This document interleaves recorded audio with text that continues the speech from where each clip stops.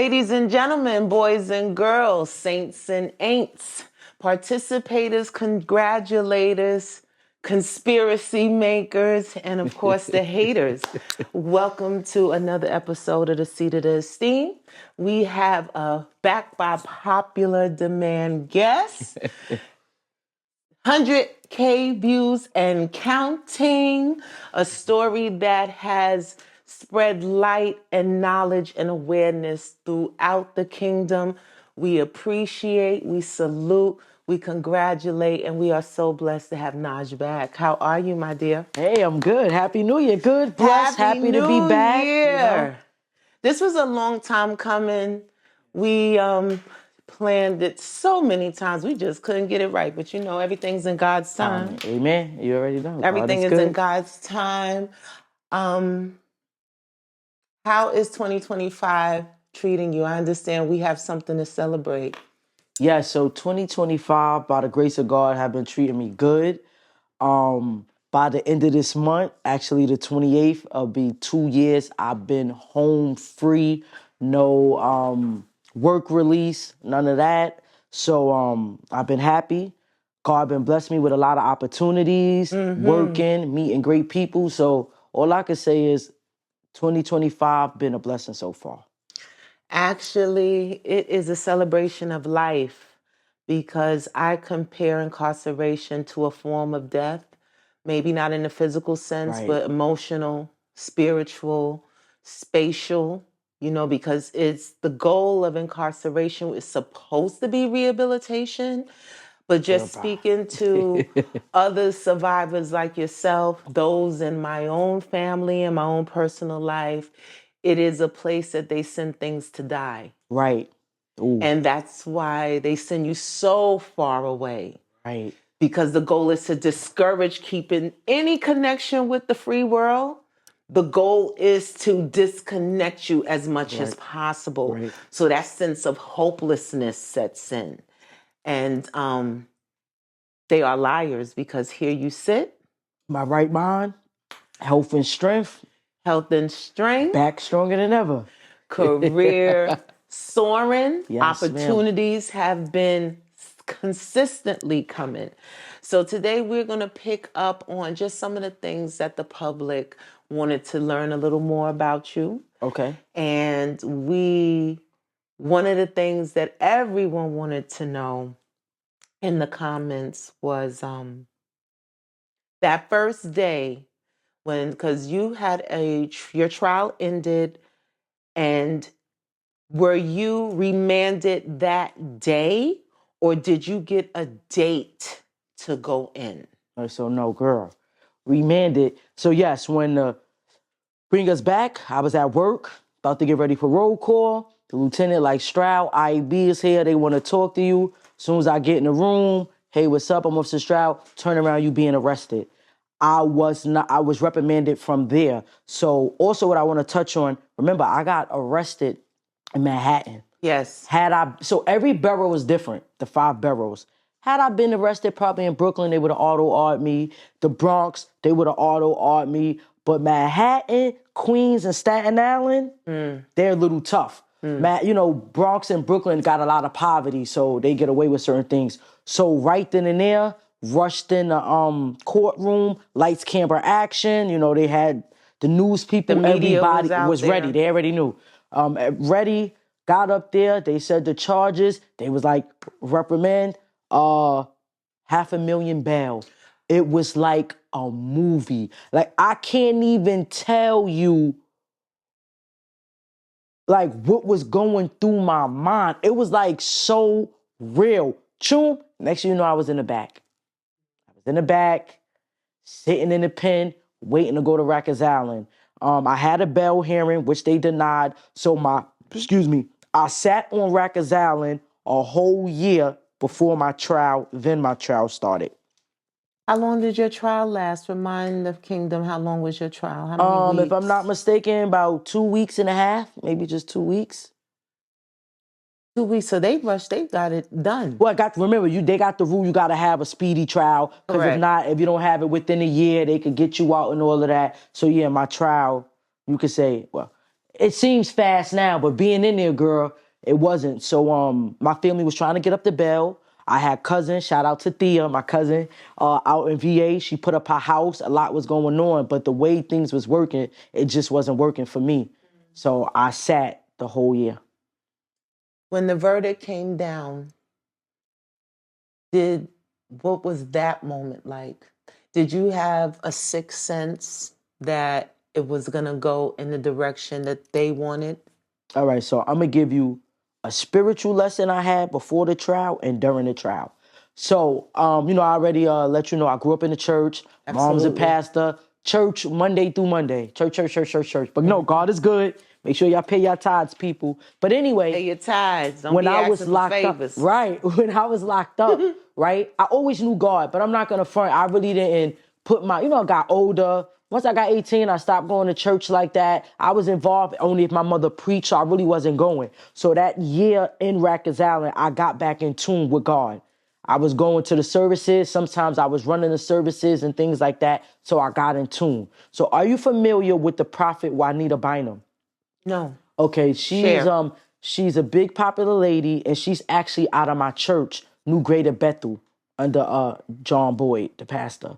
So she got a bunch of TV shows, very prophetic. So while I'm locked up, I know it's gonna sound crazy. I have a dream. Juanita Bynum is in the dream. But you could tell it's a spiritual dream because she got like on a white dress and it's like radiance behind her. So, and this is before I go to trial. I didn't understand it now, but I understand it. I'm talking to her. She see me. She give me a hug. Oh my God. This is all in the dream. All in a dream. Okay. You look like your mother. You look just like your mother, Katrina. But let me tell you something. She said, God is going to overturn this conviction. Just trust him. This is before I went to trial. But I didn't get it then. Right. So in the dream, I felt like God was using that dream to let me know I was going to blow trial. But it went over my head. So I had that spiritual dream. That's one. Also, I used to listen to gospel music, 1190, because now they got tablets and stuff up in the prison. But when I was in Rikers Island, we still had the radios. I used to listen to 1190. It's a gospel station. In Rikers Island at night, even though they got the guards working, they have the inmate working too to check the windows too. So it's always somebody checking and make sure we breathing and we alive. Okay. Or whatever the case may be. So this lady that was working, she come knock on my cell door. You know, we go by last name, Shroud. What you doing? I'm like, listening to music. She like changed the station to like 570. I'm like, all right. I changed the station. As I'm listening to the station, it blew my mind. It's playing gospel music, but it's like a preacher talking as well. So it plays a gospel song and then a preacher go talk. Now, this is after the verdict or this is before? This is before I even go to trial. Okay. So this probably like maybe a week, to give us a time, probably like a week or 2 weeks before trial. Okay. So I had the Juanita Bynum dream, and now the inmate is telling me to change my station to another gospel station. In the process of listening to the gospel station, one song played, and then the preacher, I don't even know his name, he started talking. It blew my mind. He was like, it's a cop, you're listening. He said, something happened and you got yourself in some trouble, but God is going to bless you. Blew my mind. That was for you. When I said... That was specifically, I was in the spiritual sense. Yes. I was in that cell, because, you know, a lot of people are not spiritual. So I was like, I could tell, sir, but I don't want to seem crazy. I was in that cell, Miss P, going crazy. Like, I could not believe it. So that, I took like, okay, God is going to bless me. But the Juanita Bynum dream, I couldn't get. But that actually happened with me listening to the radio. So I feel like God was giving me messages and messages to let you know it's going to hurt like a SOB, but there is a light. Right. Because when that verdict came down, already had received the 2 messages you received. Was there a stillness that took place within your spirit? Like, all right, I'm ready. Or was it, Lord, wait, that's not what you said. So boom. Yeah, so I took it. All right, so remember, when Juanita Bynum said he's going to he's going to overturn the conviction. Right. But it went over my head. Right. But when I heard the radio and they said, God is going to bless you, first thing I'm like, okay, God is going to bless me. He know what happened. I'm going to beat this trial. So that was my mindset. And also going through the trial, if you was there, you would have thought we was winning. But we're going to touch on that too. I learned a lot going through that. So now when they read it and says guilty, when they came out with the verdict, before they said guilty, they said, okay, we reached a decision. My stomach turned. So that was a bad sign, right? They're just sitting there regular. Okay, they coming out, they reached a decision. My stomach turned. They got up, guilty, guilty, guilty. And it's like, I heard a scream. I think it was my grandmother. My mother, the trial was going so good. When they was coming with the verdict, she left out the courtroom because in her mind, I was coming out and I was going to run out and she was going to hug me. She was going to embrace you. So it was guilty, guilty, guilty. What were the counts they found you guilty on? Remind the audience. Criminal possessions of a controlled substance, which was the kilo of cocaine, and also official misconduct. So that was the charges. But it was 4, if I'm not mistaken, official misconduct was up there 4 times. All the times I hung with her is all official misconduct. So every time that you spent any time with this undercover, for the most, yes, Jay Reed, was pretty much she was she was the female version of Jay Reed. They used that to add to the indictment.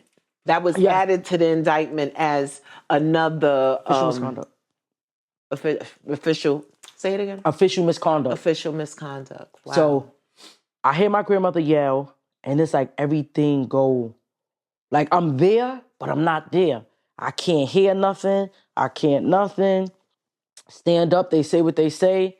They put the cuffs back on me, and I just remember my mother fainted too, but I didn't notice that after the fact. So when my uncle went out, she's shaking. He like, nah, she fainted right there. So they said the ambulance and stuff had to go get my mother. She fainted she's in the waiting hallway. for you to come through those doors. So we could rejoice. Mm-hmm. And it was like a still noise. It was like tunnel vision. I'm just walking. Even the court officers that, was taking me back to the cell was like, yo, they fucked you. Like, they did you dirty. But at that point, I mean, there's nothing I could say. I hear you, but I'm somewhere else right now. Because so it didn't get right. My mind was crazy. Yet. It didn't touch. So now I go down and sit in the cell. I'm by myself. It was a captain CO lady. Because I was a cop, they always had to keep me by myself and check on me. I forgot her name, but she used to always check on me. Hey, okay, you all right? And at this time, she's talking to me, but I'm just like spaced out. Of course. And she just looking, but she got officers with her, and she move away. And when the officers moved away, she came in, and I remember just looking at her like, yo, they guilty. And then did these officers know your mom? Because your mom's a captain at DOC. So did they know that this, not only if this is this one of our own, but she comes from law enforcement, maybe not NYPD, but DOC. Did any of those officers know that your mom was one of them too? So yes, when I was at Rikers Island, yes, there was a lot of officers that knew. I looked just like my mother. They would see me. Oh my God, you such and such daughter. They call my mother Hallelujah Davis. You Hallelujah Davis, mother. You this, you that. So yes, but what a lot of people know, even though it's law enforcement, to a certain extent, cops and corrections really don't be getting along like that. Really? It's like, not that they don't get along, but it's like, oh, I'm police. You a CO. You ain't doing my job. You know what I mean? Are they it's a lot of entities, a part of the same tree, but different branches? Yes. So remember, cops are police officers. Correctional officer, you got peace officer status. Okay. So, it's the egos and stuff like that. But it was a lot of people that didn't know I was daughter, my mom's daughter. They call her Hallelujah Davis. But with that, it was a lot of love and hate. So my mother had this one lady. She worked in my building a few times. And she got spicy when I first got locked up, she got spicy when my mother was telling my mother certain stuff. Oh, your daughter's a crooked cop, all this, all that. So it was like love and hate. But when everything came out, people changed their situation. But a lot of people didn't know that was my mom. And also she used to come visit me. So if they didn't know, when she used to come visit me, they knew. But not for nothing, she looked just like me, I looked just like her. So a lot of people already knew who I was. And then, why does this face look so right. familiar? And then just also, a little younger. I had a lot of friends that was corrections. So even when I, blue trial, sat, waited, went to Rikers Island, when I was actually going through the intake, one of my friends at the time popped the gate. She's working, like, what are you doing here? We was just out about 3 weeks ago partying. So not for nothing. Remember, I was law enforcement, so most of the majority of my friends was cops, correction officers, things like that. So. Was there any, we often hear about how the men what that intake process is like for men. As women, our needs, our bodies, our mindsets is very, very different. How is intake for the women? Is it because we hear kind of nightmarish stories that when men go through the intake process, you're herded in, you're barked at, you're stripped, of everything. Yep. How is it as a woman going through intake? I feel like, for me, it was very embarrassing, humiliating.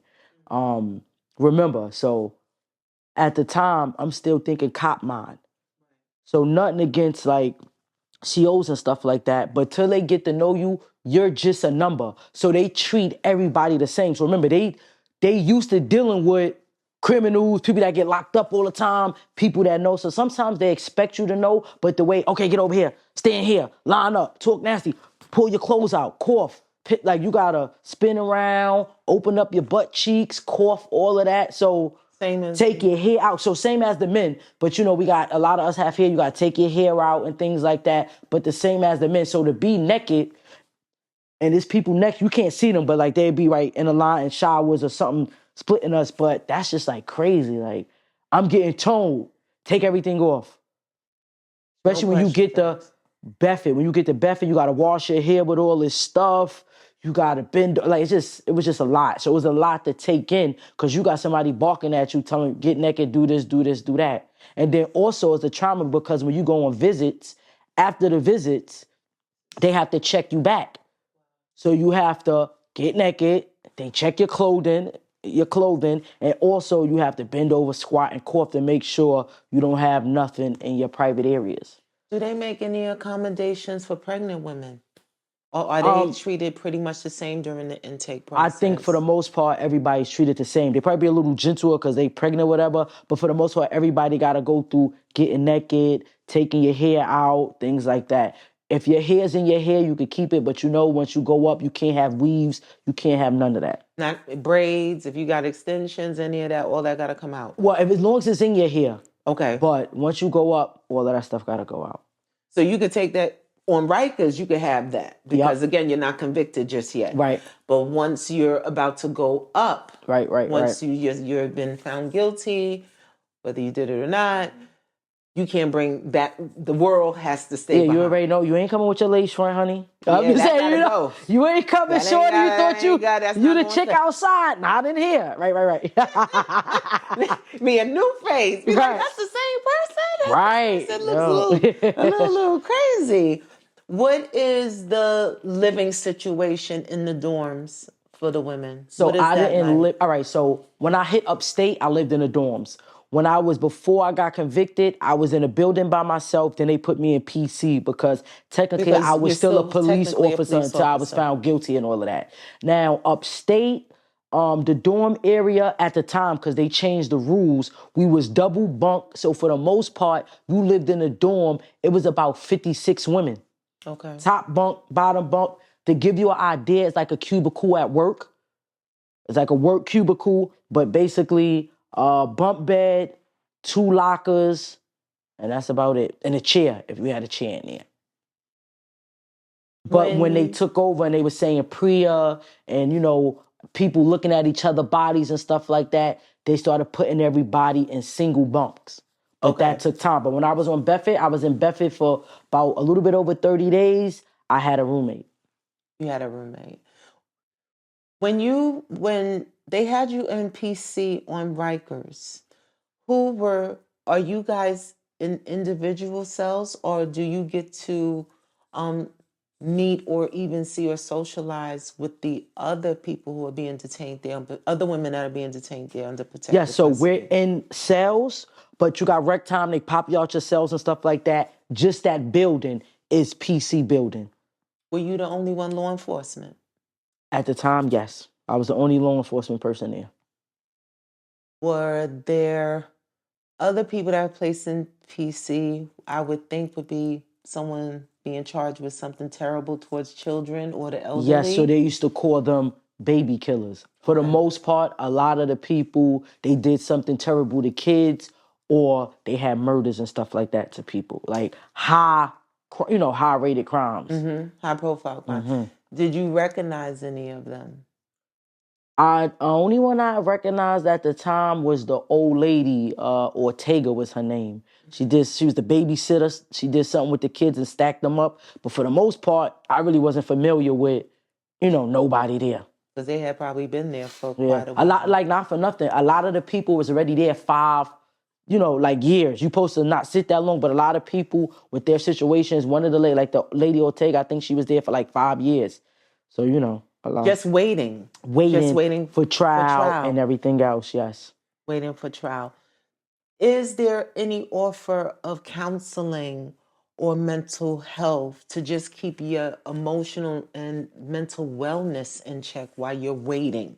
So yes, they have programs that actually used to come to the PC, because since you PC, you couldn't really do a lot. You could go to the law library, you could do little things, but you had to be escorted. But they had programs if you needed help. They had a lot of, I'm not gonna lie, Rikers Island had a lot of different programs that you could utilize if you wanted to.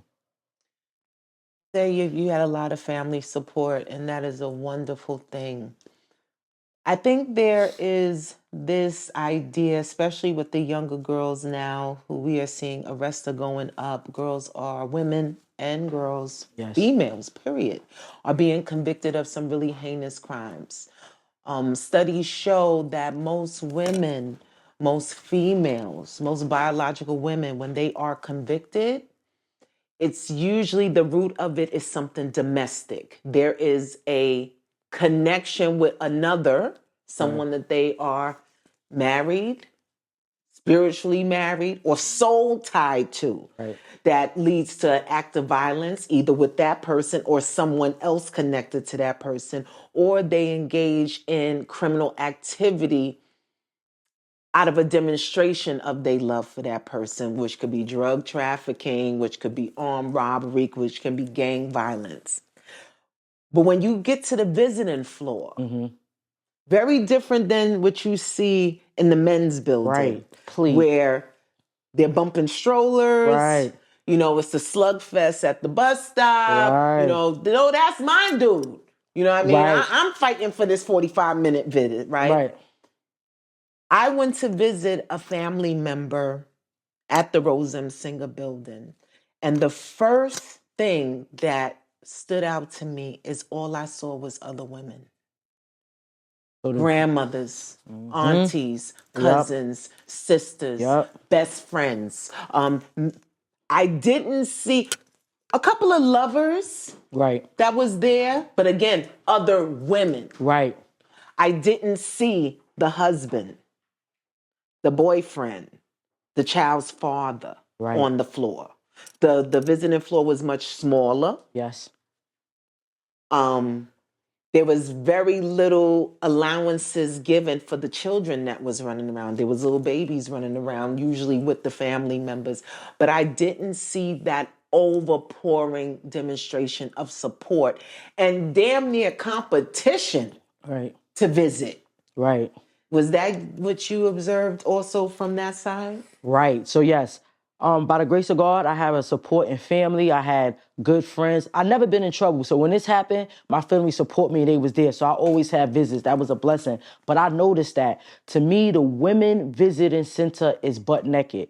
And I feel like, because a lot of women that do get caught up for their lovers or whatever it is, they don't have the loyalty that women have. Remember, us women, no matter who you are, gay, straight, whatever, we are nurturers. We got that loving thing. So we go hard to prove our love and show our love. Unless, from what I see, unless you have a supporting family member or something like that, you don't see that. The men's be packed, like you said, big visiting room, but no.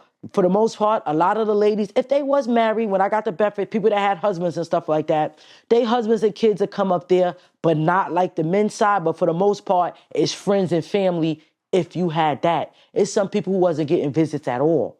You know what I mean? So I was very blessed. But I could be honest, for me, going on a visiting floor, it was like a gift and a curse. My first visit. So I got visits in Rikers Island that was regular. You know, everybody was coming, my friends, my mother, my grandmother, things like that. When I got up to Bedford, my little sister came, my mother, my little sister, my cousin, my mother, and my grandmother came.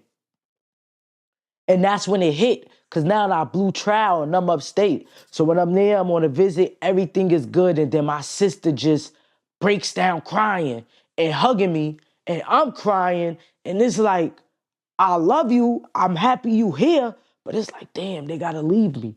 And then in this time, I guess the way my sister was breaking certain things down to me, she was like, no, don't leave me. You always was there for me. You do everything for me. So it was hard. Because I'm happy that my family is here. But once the visit is over, I got to hug them. I got to go. And then they crying because they leaving me there. So it's bittersweet. But as time went on, I got a little better with that. But the first few visits were the hardest. When my father, mother came, my grandparents, like, you know, when I was really up there and the first few family members came, it was hard. It was hard. I got more visits in Rikers Island from friends. Family came up to Bedford. You know, for the most part, once I got to Bedford, a lot of my friends, they was holding me down. Phone calls, packages, things like that. But as I got up and up and up, the only people that really was coming all the time was my soul family members. But everybody else was holding me down in the background and doing what they could do best. But one thing I could say about this experience, now that I'm mature and got a different mindset, I felt like I had to go through this because I was Naj. Big Naj. I knew everybody. I had all these friends. Everybody loved me. Everybody messed with me. One thing I'm going to say, when you go through experience like this, you know who your real friends are. You know who your real family are. So going through this experience allowed me to see who my real family was when it came to blood. Just because we got, you know, we blood doesn't mean we family. And really showed me who my real friends was. You know what I mean? And I think that's an education that many of us, I don't think that's an education you could receive until hell is at your door. Right. Because while you know, at heaven's gate, everybody's there with you. We on vacation. Yeah. We partying. We doing this when everything is good. So one thing I could say, this experience was like a gift and a curse. But on a spiritual note, I felt like I had to go to it. And what I learned about myself, and it's crazy, it took me to go away to learn this, is that over the years, I'm a very loyal person. But over the years, I've been loyal to the wrong people. And this experience showed me, I had 1,000 friends. When this happened, it showed me my real friends. You know what I mean?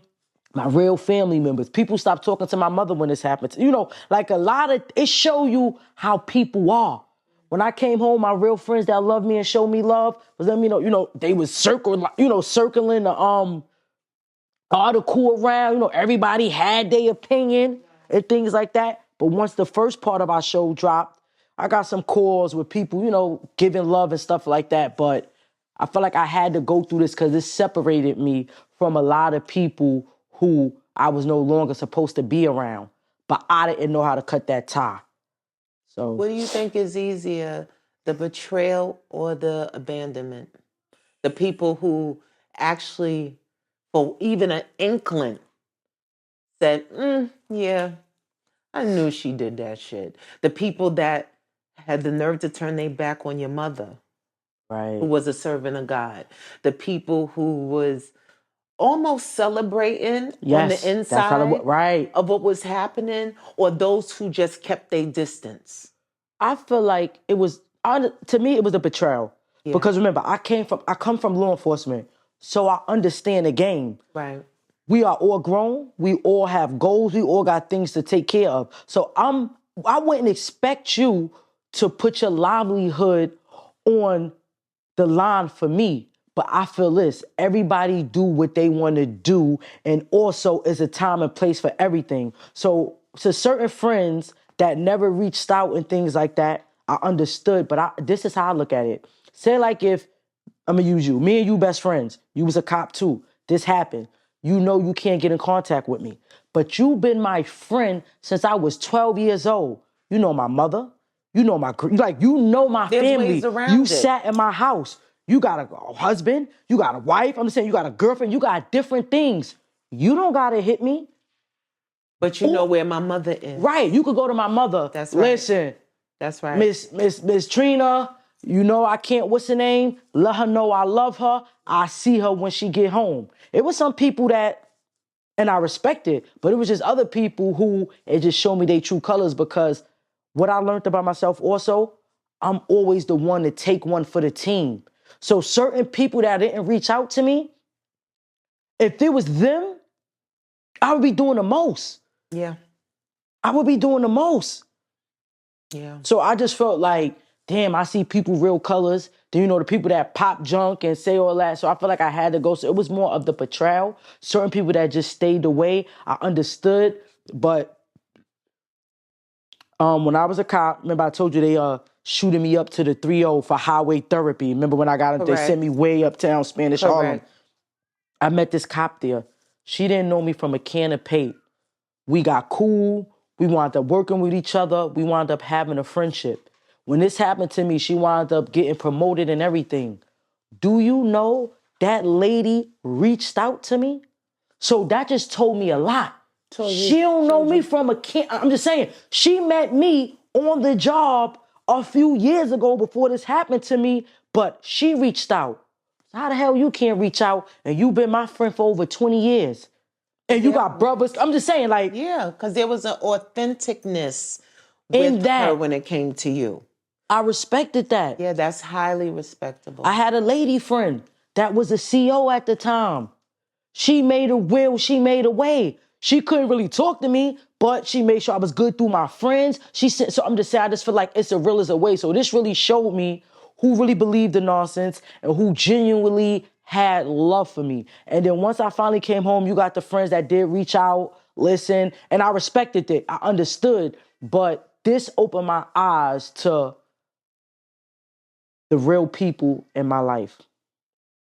When you get to Bedford, now you're actually doing your time you're about to do. Right. What was the sentence that they gave? So when I blew trial, they gave me 8 years, which was the bottom number. So this is the whole crazy point. Remember when they when I blew trial and everything, remember when they did the drug quantity, they made sure it was a high quantity. So I have an A1 felon. An A1 felon is the top felon, A, B, C, but the A1 is the highest. That's equivalent to murder. So they kept it as an A1, and I was facing anywhere from 8 to 35 years would have been the top number. I felt like the blessing that God gave me when I blew was the bottom number. So I got 8 years and 5 years post. Out of that, I did 5 years, 6 months, 2 weeks, 2 days, and 2 hours. Because when it was time for me to leave, they systems was down. I could have... It was like, I've been up. My people outside waiting. I'm the giving you system guys is that down. one more day. You want your money? I said, I don't want that. Donate it to somebody. I'm good. But no, the system was down. Right. Somebody else could have it. I don't even want it. When you were in Bedford, were you in PC or were you in general population? I was in general pop. What was that like that first day? So when you first get the Bedford, they got their own intake. So you go through their intake, and for the first, if I think like the first week or two, you in I forgot what they call it, but you in they intake dorms or whatever. They making sure you get everything you need and things like that, medical, all of that, and then you go to the backs, which is the real living situations. Okay. And you said it's almost like being in cubicles. Yeah, so in Bedford, I was in the dorms. So just to give you an idea, it'd be a big room, it'd be a cubicle, and at the time, it was bunk beds in a cubicle. So it was bunk beds, 2 chairs, and 2 lockers. You have your locker, I have my locker, you have your chair, I have my chair, and wherever they put you on the bottom or the top bunk. They said there's not as much violence amongst the women, that women tend to create families in those settings, and that kind of gives them the emotional support that they need, the social support they need, and everybody in the family has a role. Was that something that you saw or experienced? I got a bunch of aunties, cousins, niece, nephew, even, we was during a time where a lot of transgenders and stuff was up there, so I got some nephews and stuff. In Bedford? Yeah. Okay. So the women, violence do happen. Okay. Things do happen, but it's not as crazy as the men, but it is more as a family. Because you got to think about it. We got years together. So if I'm on this dorm for 4 or 5 years and I'm living, you get cool with and you got auntie, you got the cut. So yes, it's more family. You will cook with each other, make sure everybody good. So you get your jail daughters and things like that. You'll have some people guiding the young people in the right way. You have some people guiding them in the wrong way. But yes, in prison, women do tend to have families, whether it's a good family or a bad family, yes. Did they really believe you was an officer? So, because the way I look, walk, talk. And you were very, very young. Yes, a lot of people didn't know. I got around. She a cop, she a cop, she a cop. But in general, a lot of people didn't know. Like one officer put me to the side. He was like, yo, you know what I heard about you? He was like, I know it's true, but he said you would never, I fit in. Not like that, but I was going, I'm police. But they were saying that by adapting to my environment, unless you really knew, a lot of people didn't know. They did not know. Do you have any communication with some of the sisters that was in your family in Bedford? So family, I really didn't have that family in Bedford. Remember, I was only in Bedford for 30 days. So I did most of all my time in Albion. And I'm not gonna lie, I met some decent people and I got some good friends and family from there. Shout out to Love, you already know. But no, Free the sisters. Yes. Did you meet anyone that was not coming home? I met in what we would consider our lifetime, that had a sentence that when you hear the number, your heart breaks for them. For the most part, the most I heard, 25, 35 to life, 30 years. I didn't really meet nobody that wasn't never. They still was lifers because they had life on the back. Excuse me, we'll call you lifers or whatever. But a lot of the OGs that I met there, Miss Lynch, she had 25. By the grace of God, she made it home. So I met a lot of women with high numbers, but I didn't meet nobody that wasn't going home. Because, once they give you life on the back, but you still have a chance to go home. You have an opportunity. Right. I never met nobody with just straight life. But I met people with 30 years, 40, like, what the, it's a heartbreaker. It's like a blessing. Like, I only got this time or whatever, so. What are some policy changes? You being a survivor of that environment, what are some of the policy changes that you believe are immediate right now at Albion? So, you just hit me up for that. Some of the policy changes. So when I actually got to Albion, we was double bunk, but they changed all that with the PREA and things like that. So everybody was singly, had to live by themselves. You couldn't be double bunk. For the most part, I wasn't really into the politics like that. But now that you are back in the world and you've experienced it, what are some things they could have implemented that would have just made things more humane for the women that are there? I think they should being in prison, they should give self-care lessons. Because there's a lot of people that do have mental health or just go through issues. They need to know how to wash up, wear deodorant, do certain things. You met some people, like we lived in a dorm and it was this young lady, she didn't like to take baths. So we A came at her. young woman? Young chick. Probably was No never more taught. than like 25. Probably was never taught. Listen, we bought her soap. We gave her soap. We had talks with her.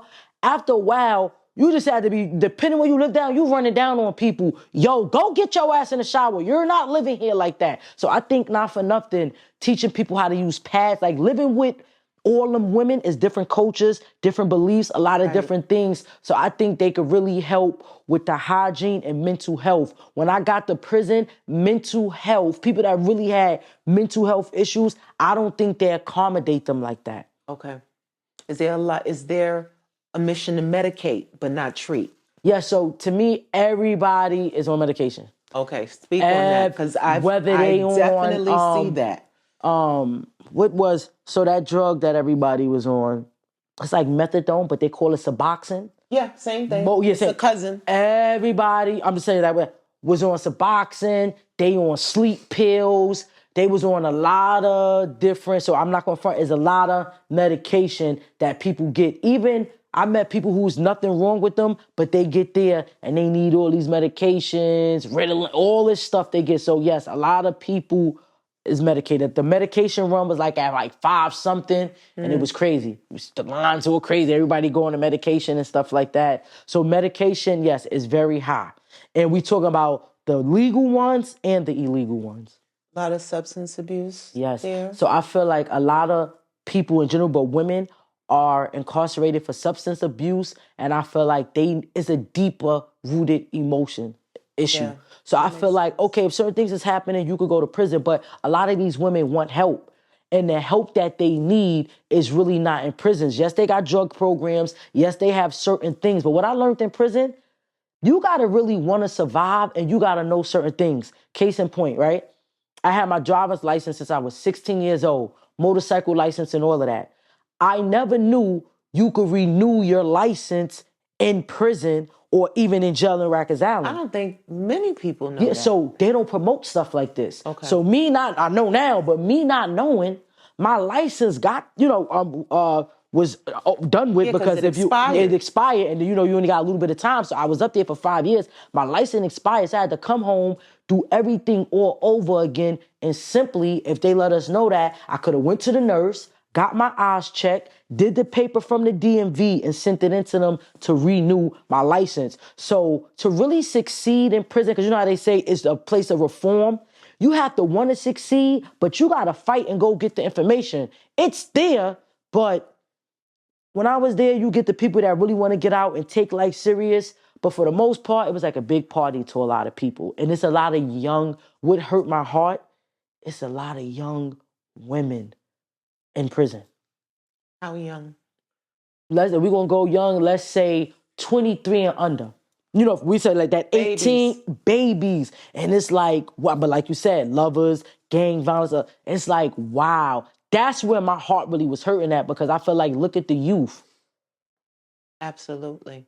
And they probably are also on those lines for the medication, because the medication, even though Uncle Pharma is the biggest drug dealer in the world, you know, when you talk about, the cartel, no one outweighs Big Pharma. Big Pharma's profits are astronomical. It can even be done legally in a correctional facility. Right.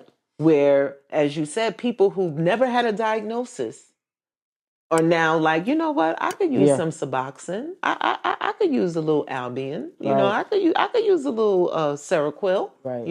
And I think those are used as tools to just cope. Right. And pass the time. But we know this leads to addictions, because your body eventually will adjust to that chemistry, and your body will crave that. Right. Even if you think you're not addicted to, but if it's a part of your day-to-day routine, that's where it could, get difficult. Yeah, I've seen people come to prison, no problems, turn into addicts in prison. But I can honestly say, prison is not for everybody. And it can mentally break you. So even me going through this, I feel like they put me in a situation to break me, but it made me stronger. It's a lot of people who can't do a week, whether they in prison or in jail. It do take a mental boggle on you. People kill themselves, people, do all types of stuff. So I'm not like praising prison or nothing, but from what I went through and knowing other women and meeting them, only the strong could survive and come out right mind, health and strength and get back to life. A lot of people, they die there. And when I say they die there, not physically, I could know you and you perfectly fine. 3 years later, you on ICP. That's mental health because you had the mental break. I had some incidents in prison. I did time in the box and stuff like that.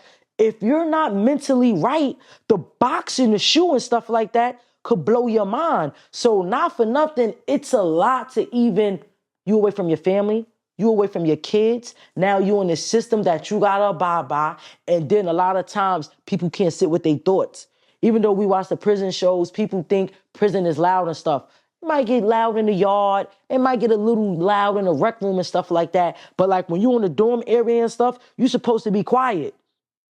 So a lot of times, depending on people's situation, so now if I'm in a box for 30 days, no contact, they do have people come around if you want to color, do certain things. The reverends and the fathers and the priests and stuff will come around and pray for you and things like that. They started that. Now they got the new thing where if you in lockup, you get all these hours out. Like what was the program? Because they started the program. What was the name of it? Probably came through some kind of lawsuit. Because, it seems policy changes, especially in any of these systems, it's always after something has happened. So now, like, you can't say, like, if you in a hole, you're not just in a hole for the 23 hours and you out for a phone call and a shower. No, they got a program where you sitting in a chair, like you locked in, but they got movies, the people come with books, educate, like you do programming inside, so you get out the program and then you go back in. So things have changed. I forgot the name of it because I actually was in college when I was upstate and I did a report on that actual, I forgot the name of it, but the actual, them changing it and putting certain things in order. What caused you to go to the SHU? What happened? My first fight. Let you skim over that. I had a few incidents.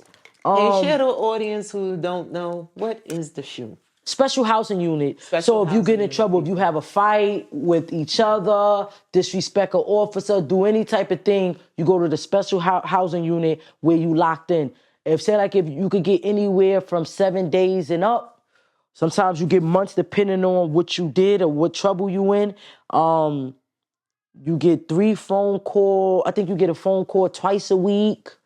You take a shower 3 times out the week, but you're locked in. So you're like on punishment. You won't be in the regular quarters with everybody else. You locked in, serving your time on punishment for whatever you did. Yes, everyone isolation. Else until that, whatever they decided to give you. It's like a timeout. Yes, me and this young lady got into an argument. It happened so quick. We got into an argument. She stepped in my face. It happened so quick, I just threw one punch. When I threw the punch, she started leaking blood. She was on the floor. The officers ran out. They like, Stroud, what's in your hand? What's in your hand? Once it happened so quick, I already put my hands up like nothing is in my hand. It was my hand. My one-hit quitter. That was my my first incident. My first incident. You get on my nerves. Brooklyn, stand up now. It was my one-hit quitter. And I went to the SHU. How long did they say you had to stay? That was my first fight, first incident. But because she had to go to the hospital and get stitches and stuff like that, I did 10 days. 10 days in the SHU.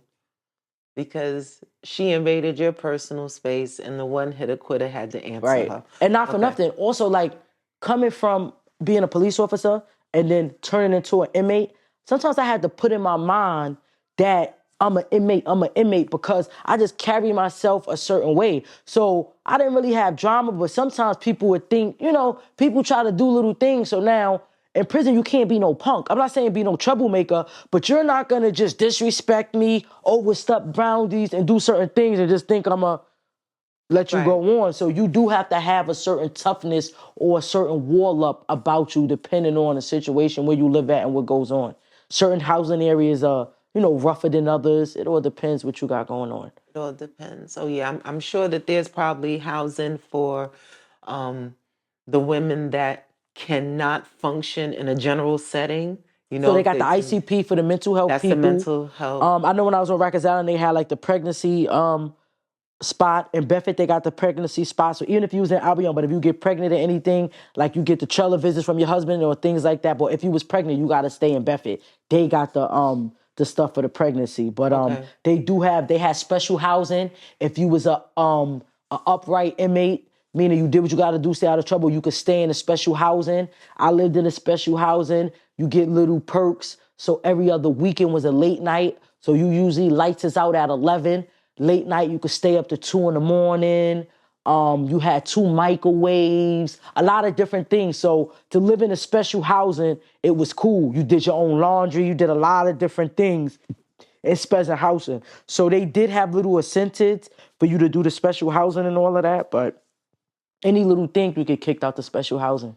Because they're holding you to a higher standard than they would somebody that's in general housing. Right. There is since 2021, there has been a class action lawsuit filed against Albion and Bedford Hills.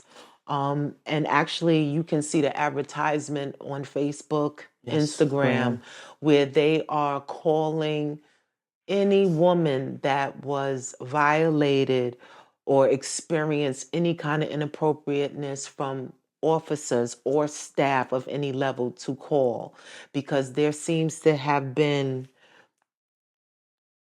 a preponderance of misconduct at these facilities. Women are the number one victims of crime, and that's whether you are a part of the LGBTQ community, if you're a part of the straight community. Women tend to be the victims of crimes, from robbery all the way down to just simple assault. Women are usually typically the targets, and that's globally that occurs. What are your thoughts about that? And did you see things, maybe not, but get the sense that there were predators in your midst that had power? Yes. Speak on that. So it was a lot, like we in prison is women, is a lot of people vulnerable. So a lot of things happen. So what a lot of people don't know, whether you in prison or you in jail, you don't have no rights. So like the officers and the superiors are like our parents. Like back in the days when you really could parent. Yes. Okay, it's rules, it's regulations. So I can't consent to stuff and I can't do certain things. So I know it was a lawsuit with a lot of like sexual involvement. A lot of times it is people preying on the women, but I also see where the women is throwing themselves. But remember, I can't give you the right to have sex with you. Right. So even if I go and say, yeah, have sex with me, and you have sex with me, you know better because you are the law there and you're not supposed to cross certain lines. So you do see, you hear it because you don't really see it. When things like this allegedly happen, it happened at night, it happened in closets, storage rooms, under the desk, like wild stories you wouldn't even... This isn't detainees to detainees. Yeah, this is detainees with people and staff. This is detainees to detainees and detainees with people and staff. But we talking about the lawsuit is basically the detainees with the people and staff. People in power. Yes. Mm-hmm. So it's a lot that goes on. I ain't like seen nothing crazy, but you do see that, this might be a little off. When I was in Albion, they had this one officer. Multiple women had the same complaint about him. And I know when I left, he wasn't there. He was under investigation. And also, it was an inmate who passed away. I'm not going to say her name or nothing, but she was allegedly pregnant and supposed to be pregnant by him. So you hear the stories. So you got to think about it. If we all live in different places, different blocks, and we got the same story, don't really know each other, something ain't right. Smoke, there's fire. At midnight, this dude came to my cube and grabbed my titty. At midnight, he pulled out his like, you know, a lot of things go on. So I feel like it's fought on both ends. But again, the hierarchy comes from when you have a certain job, you know what you can and cannot do. Are we human? Are people vulnerable? Do things happen? That's just like sometimes being in prison, you get relationships with these officers. It's frowned upon, but you gotta think about it. If I've been here for 5 years, hypothetically, and I'm working for you, you get to know me. Yes, I'm an inmate, but you get to know me. Like I know Stroud. Okay, she probably did this, but she decent. She got loyalty. She got this. So sometimes people could take things like that because we're only human, and things get real comfortable, and then one thing lead to another, whether it's sexual favors or whether we just cool and you treating me like a human being. But if somebody know, it's all wrong because it's not supposed to happen. You understand what I'm saying? But how, if a woman becomes pregnant, I don't think there's a more outward sign there's something going on, because there's no turkey basters around. Right, ain't no where you get right. It's all turkey basters. So how is that explained? But then you gotta think about it too. Look at the culture we in. Right. Then we started letting I call them the chicks with the dicks, the transgenders. So when you transgender, so when I was in that work. So when I was in Albion, we had a few transgender men turning into women. Yes. And that was there. But pre-op. So they still have all the equipment. Well, no, it was one transgender lady, I'm gonna be respectful, it was one transgender lady.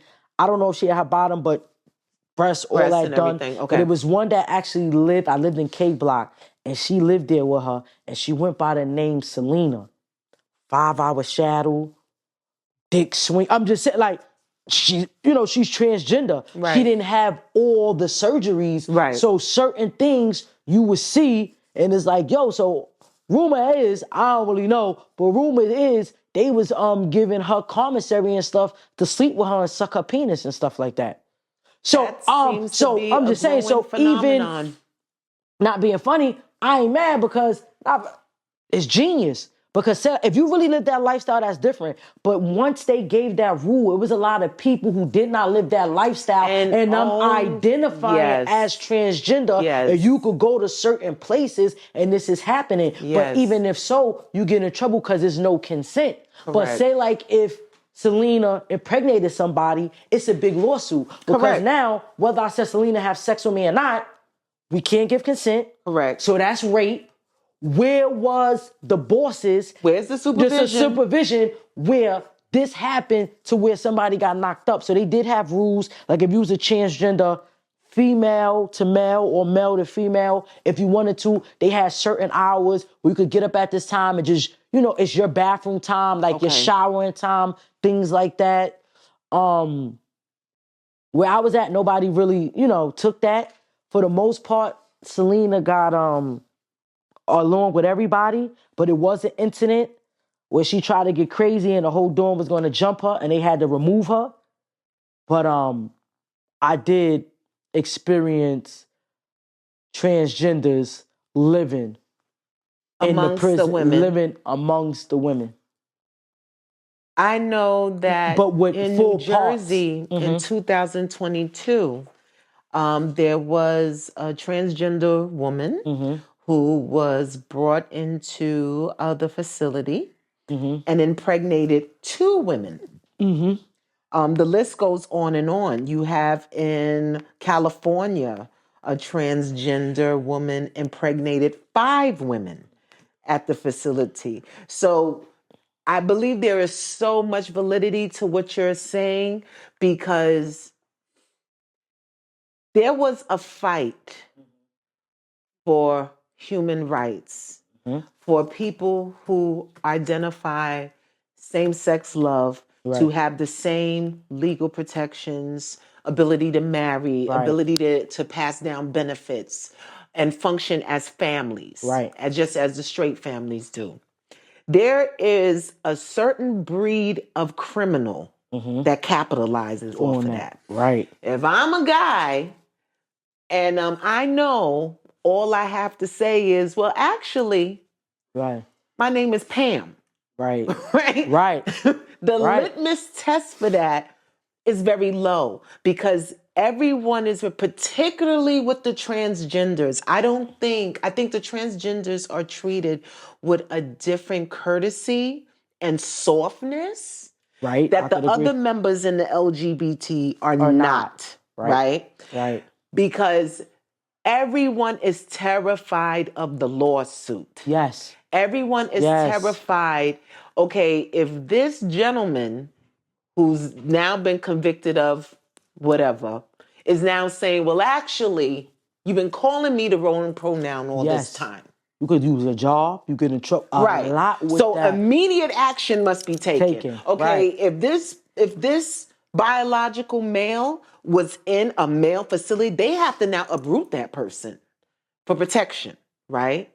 A courtesy they're not going to give just a gay man who's Right. functioning as a gay man that's right. not transitioning, right? Right. So now you have a popular movement. I think King Von actually used that. He didn't say he was transgender, but he said, oh, I'm actually gay. Rest in peace, King Von. Right. Rest in peace, King Von, the demon.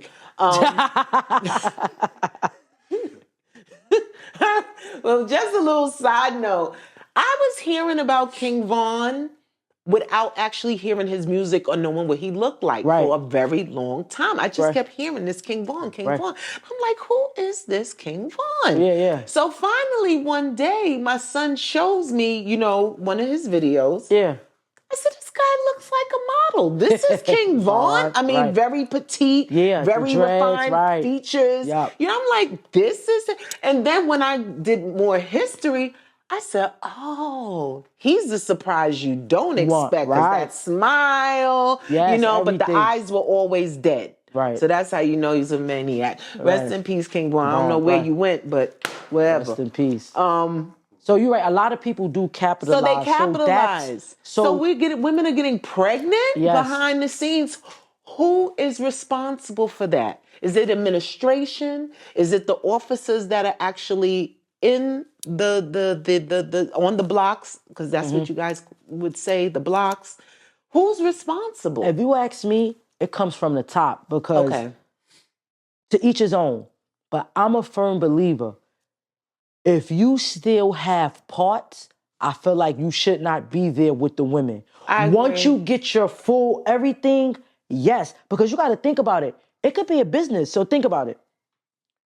It's a lawsuit because we can't have sex and it's automatically rape. And it could go both ways. As a transgender, I could say, I'm saying, if I was a transgender male going into female, I could say I was held down and raped. Yes. They jumped on me. It's working. If it's working, this happened. Right. Or I come in there, y'all want to make a bag real quick? Because a lot of people, what I learned too, when they in prison, they looking for the next bag, the next skin, different ways to get money. So like hustles. So now, just the hustle. I come in there, what's up? Y'all want to make some money? Let's do this. We're going to do this, and that. I'm going to get y'all pregnant. To each other, we raped each other. Y'all raped me, I raped y'all. But remember, this is not supposed to be going on. So now, not only is everybody getting in trouble, but now there's a lawsuit. Right. Because I was raped. Correct. But then you got to think about this too. What about the women who had trauma incidents? Correct. Like when we had the lady Selena in our dorm, like I said, his part was still working. So it was times he would wake up, penis hard, penis. What if I was raped? What if something happened to me? That's a trauma. Like, I'm just saying, not saying things don't happen in female prisons, but now I'm waking up and I'm in the bathroom and I'm next to a trans woman that's not fully trans yet. And the pole is out. And the pole is sticking out. Right. Like, what do you do? So it's a lot with that. But again, it's a soft situation because if you say the wrong thing, if you do the wrong thing, you want to make sure everybody's comfortable. You want to make sure things is going right. But what about the regular women that have different traumas and now I'm forced to live with a trans woman? Correct. What if the trans woman is not a trans woman and they're a predator? Right. So I think it's from the top, but you got to think about it. It's one officer, so even when we was double bunk, it'd be one officer to 56 women. Yeah, they doing their rounds. Yeah, it's cameras and stuff, but you can't be everywhere at every time. Sometimes you got people watch different things. They got their bathrooms. If you got to go to the bathroom It only take a minute. Oh, he going to the bathroom. Let me stand by the bathroom. Like, things can happen. You can't be everywhere at all times. So I feel like it comes from the top. I'm not saying you can't be comfortable and go where you want to go, but that should have been thought it out more. Okay, we respect that you trans, whether you're a trans man or a trans woman, but if your parts are working, if everything, I cannot put you in a female facility. We do got a hole in place where you could go and be comfortable and don't got to worry about being raped or anything happening to you. But until you fully convert, I don't think it's fair. You should be with women where your parts work. I agree. And I think a majority of our viewers agree because it's being exploited. Yes. It's now when we have women that are, getting pregnant behind bars, as you said, being exposed to trauma. I think being in the all-female facility, there's a safety in that, especially for women that have had past experiences. It's bad enough that you have the male correction officers that I'm sure women who are survivors of sexual trauma. It's power in numbers, okay? Right. Yes, we have X amount of male correction officers, but you know what? All the other women are here with me. Right. I'm gonna stay close. Right. I'm gonna try to minimize the contact that I'm having. And this person has a shift that ends. Right. This person has a shift that shifts in, right? If the person who's transitioning still has the equipment, the shift's not ending. They're with us all the time. And there may be other women that exploit that, like you said, because we're women, we're not innocent. Right. But even with the, with the officers, it's some officers that's predators, but you gotta understand, it's people, women think homos, some of these officers, whether they the female officers or the male officers, they carry themselves a certain way, they look a certain way. So you get the inmates plotting. Oh, he look good. She look good. So, I mean, it's just you got to have self-control, but it go both ways. I'm not taking from, they know better. They know their rules. They know what they signed up for. But even going through what I went through, I feel like in life, no matter what it is, everybody come Monday night quarterback unless they're in a situation. And sometimes everybody not strong. You could be in a situation and you don't break, and I could be in a situation and I'll be the one that break. And that's with the inmates, and that's also with the staffs. Any celebrities at Albion? We had the one chick, she really wasn't like a celebrity, but they did the, I forgot her name. She was very bougie. White chick, very bougie, very high class. She was on Rikers Island with me. She wouldn't even go to court unless her stylist came and dressed her. What? But was it a caucus or something? I forgot the name, but they did a Netflix show with her. I don't know her whole case, but allegedly she was messing with one of the senators, congressmen or something.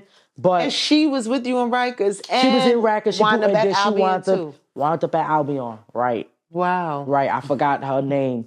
But far as I didn't see no rappers and nothing like that. For the most part, bottle girl, strippers, regular hoods, but I didn't really see nobody. That wrong day, wrong time, and now we at Albion together. Right, so it wasn't, I love the idea that they're still offering educational programs. Yes. For the women, and that even though there are predators in the midst, it sounds like there is the opportunity to not engage. Yes. You kind of know who to avoid. Right. And you can get through your time, come back into the world, and be a light again, like yourself. Let's talk about your appeal. How did that occur? Who were the people that helped facilitate it? All right, so boom. We get legal mail. I get legal mail one day, and it's from Columbia University. They got a program for all the people that's in Columbia University that want to be lawyers, where they actually work with lawyers and they get certain cases. Now, how far are you into your sentence at this time when you get this mail? Probably like a year and a half, 2 years, probably, something like that. Okay. Maybe about 2 years. I get it. They saying like they seen my case. They want to help me out. They coming to see me or whatever this place. If you agree. So I, was hyped, called home, read the letter to my mother, agreed. And then probably like a month later, they came to visit me. They mapped out things they seen in my case. The lawyer, I forgot his name, but the lawyer, it was the student. It was a lady, a young lady. She was good. And it was the guy, I forgot his name, the actual lawyer, but good. The stuff that they painted, like they seen in my case was good. He was asking me all types of questions. He kept saying he covered cops before, and he kept saying he never seen a situation this deep. He kept asking me, who did you piss off? Or what do you know that they went this hard for this to happen? But anyway, all good, everything. We're going to fight to the end. We're going to go hard. We got a good case. Everything was rolling good. They were staying in communication with me, staying in communication with my mother. I made her power attorney when I was gone. So my paperwork and stuff like that, she was getting involved, taking on my paperwork, everything. Everything was going smooth. And then it came to an end. They did like argue me in court and things like that. So they filed the appeal on your behalf? Yeah, they filed the appeal and stuff on my behalf. Certain things happened.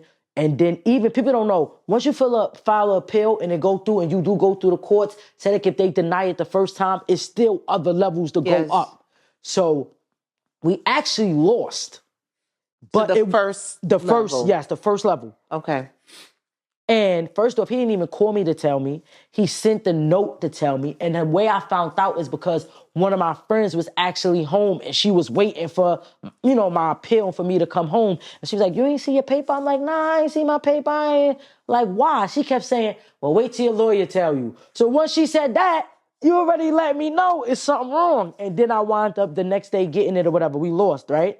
But it was other things you could do. So the appellate is who denied it first? Yeah, if I'm not mistaken. Yes. Okay, but you still have 2 more chances. You could keep going, right. Okay.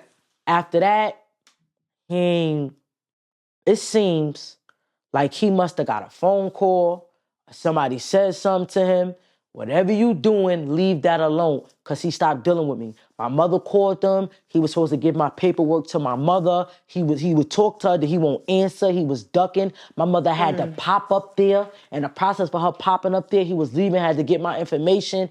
And he sent me a letter. I wish I still had the letter right now. I would read it. But it was like a snooty way of, sorry what happened to you, but I can no longer help. But the way he wrote the letter, the tone of the letter. Even when I was in the law library, the officer read it because I was like, can you read this? I know I'm not bugging. He read it. He's like, this an asshole. So it was like he abruptly just stopped messing with me. So it seemed like he must have got a phone call or something. And then I wound up getting my lawyer, Gail Gray. Shout out to Gail, an older black lady.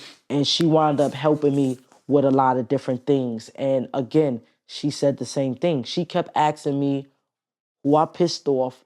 And she was like, why everybody like so hostile against me with a lot of the paperwork, a lot of different things. She just kept saying, what did you do or who did you know? Who did you piss off? And I'm just like, no, I don't know.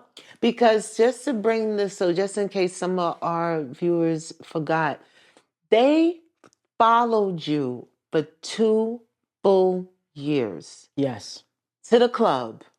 Watch yourself, phone tap. Work, everything. Like, follow me, like.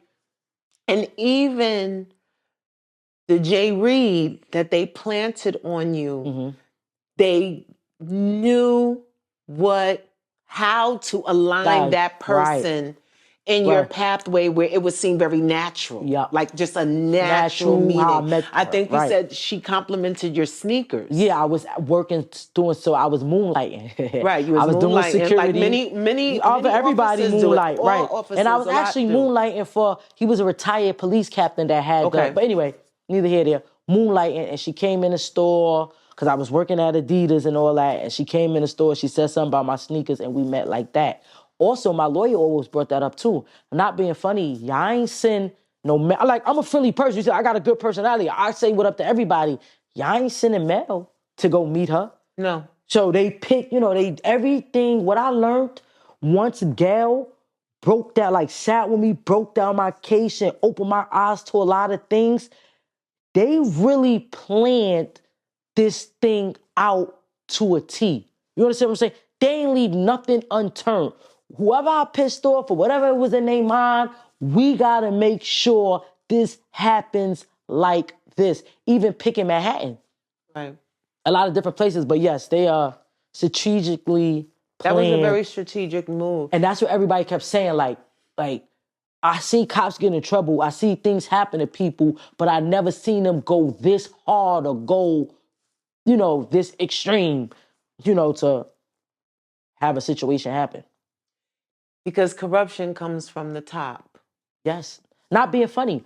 Even when I was away, when I was in school up there in Albion, I took a criminal justice class. We had to do a report on policing. And the history of policing is from wanting to catch slaves and keep slaves in order. So you just got to think about it. Yes, a lot of people get in law enforcement because things change and you want things to change, but it's like a house. If the foundation is not change, I could rip up the whole house, but if I keep the foundation and build on it, whatever issues is in the foundation is going to reoccur or peek out here and there. It's going to be in every room because the foundation is where the poison is, right? And we haven't been able to successfully shift that. Right. We are century in at this point of the official law enforcement, in this country. Transition from, the slave catchers and the paddies and, just depending on where you live when your town decided to start acting right when it came to Black people. I read an article not too long ago, and one of these states, they finally got their first Black police officer. And this, I think it was like last year, maybe 2024, maybe 23. Mississippi. But I'm thinking probably would have, but how we in 2025, and I'm just saying, we still got places where they don't have Black officers or even Black people living. So we came a long way, but we still have a long way to go. Ways to go. We talked last time about how do we encourage our young people to go for these positions. Community policing, Mayor Adams, he's still pushing that. But just based on the article you shared with me today, we have 4,538 NYPD officers who are eligible for retirement this year. Yep. That is almost 25% of the workforce, right? We are a city that is, one, dealing with the deportation process of the migrants. We have a mental health crisis. We have a fentanyl crisis. We have a crisis among our youth with violence. Shootings are through the roof, and we're not able to pinpoint. The King and I talk about this a lot. There was always shootings in major cities, Chicago, New York. There was always shootings. The difference I see, there were drug turf wars in my generation. Right? So if you lived on a block where there was a pharmaceutical operation going on, if there was a shooting, that was a business thing. And it may be unbelievable for a lot of people to accept, but there was a method. And there's respect. We're not going to bang it out while Nana's going to Pioneer. Yup. It's a different, certain things didn't happen at a time. Kids is getting out of school. From 2 p.m. to 6 p.m., we going to slow this down a little bit. Sometimes on Sundays, the hustlers ain't even come. I'm just saying. Very true. They ain't come outside. They ain't no business. I'm just saying. Not saying everything is right, but it was a respect. Yes. It was. There were boundaries. It was boundaries of what you can and cannot do. Right. Right now, it appears that a lot of the violence, the stabbings, the shootings, social media is the playground. A lot of the music, that low frequency, and also they don't actually know each other. When before, if we have a beef, I know you. I know you. And sometimes the beefs will be deep because what I, seen and grown up in the hood, at one point, me and you could be best friends. We could have been really good I'm just saying, we friends. was real close. You chose to be a Crip. I Right. chose to be a Blood. Right. Years passed. Yo, I love you, Miss P, but you on that wrong side of the track. Right. Like, but now, I don't even know They you. may have never met until the bang out. Yeah. And social you may media. not even be You say something on social media, now you the op and I want to shoot you. I don't know you from a can of... Right. Yes. There the people that we need to take these tests, if the kids, the young people, and I'm talking about your 30 and unders, right? Because that's your core recruitment base, you know, fresh out of high school, you know, maybe 1 or 2 years after high school. College, but that's, yes, college, though, that's our core recruitment base. Why are they not applying? Because what's going to happen is, just based on the article that you shared with me today, we were only able to recruit 2,600. This graduating class is 2,600. Right. 2,900 left for various reasons. Right. Didn't stay to make their 5, you know, so they get the maximum benefits. Didn't look towards moving up or moving across. Right. Because, you know, there's so many opportunities. It is in the NYPD. Within the NYPD. You know, you do, how long do you have to stay on the beat before you can, you know, start to look towards other positions? So you start off on the beat, but if I'm not mistaken, I think, don't quote me, I might be a little off, but I think after like 2.5 years or maybe 3 years, you can start to take the sergeant exams, things like that. Depending on how good you are in your precinct, you could be a rookie and you could get in these different units. The anti-crime, domestic violence, community affairs. It all depends. If you active and they short and they need somebody, you can go on an interview and may get that job. But far as the promotion, I think it's like 2.5, 3 years, and you could, you know, start taking the civil service exams to go up. But you can move laterally because there's, like you said, I could get off. So yeah, I could, after everybody start at Impact, which is on the beat, then you go to Patrol, and from Patrol, they got different stuff. They got all different types of units that you could go to where you still a police officer, or even if you go up the ranks, you could work in that. Like, I'm the sergeant of domestic violence, things like that. So you could go all around because they got a lot. And now, since I've been gone and came back, and a lot changed with the department, they got a lot of new things. I'll be like, oh, word, that's what they do now? So you can move around. You don't have to be on patrol, just driving around answering calls. You could do a lot of different things. So there's opportunities. Opportunities. Why do you think the numbers are so low? I think the culture change. I think it's one thing I could say, and my mentor said this to me, Saul. He was like, no matter you did time or no matter what happened to you, he said, nobody can take your education from you, that you was a cop. Like, no matter, he said, whether you went to jail or not, you made it through the academy. A lot of people can't make it past the site. So, like, not to get off topic, but even going back to our comments and certain things, oh, she shouldn't have been a cop, she shouldn't this. I felt like God put me on a path for a reason, but I got past the site. I got past the physical. A lot of the women can't. So I made it past a lot of different things where a lot of people can't pass. So that's one of the issues. A lot of people, when it's time to do the psych verbally and on paper, they don't pass that. So that weeds out a lot of people. So now say like if we're going to say 3,000 people applied, they bring you through, you good. You got to go through the psych. The written psych weeds people out right then and there. They see your psych, okay, you're not mentally right. You say like the people that do pass the written psych, now you got to sit with a psychiatrist and have a certain conversation. A one-on-one. A one-on-one. A lot of people can't pass that. And you got to think about this. We all come from different cultures and we have different normals. So you're a psychologist and certain things is normal to you. Now you asking me certain questions, like I know somebody who was going to be a cop or something, a state trooper or something, and they asked, like, have you ever woke up in the morning and had like a beer at 9 in the morning? And the dude said, yeah. That's not normal. I'm just saying, in a regular, who wakes up 9 in the morning, no breakfast, no coffee, and pop a beer? Right. But that do happen on vacation. But I don't know exactly how it went, but certain things, well, you waking up 9 in the morning. You didn't know to say no. Thank you. But I'm just saying, like, so you get the one-on-one, people don't pass that. Then when you do get the people that pass that, Now you have to pass the physical. A lot of the men get through it. It's a few men that fail, but for the most part, it's the women. I hear the physical is very rigorous. Yes, but I feel like this is how I feel. If you know you want to be a cop, you should investigate what they do, especially to a lot of the women. Get in shape. You know it's a mile run.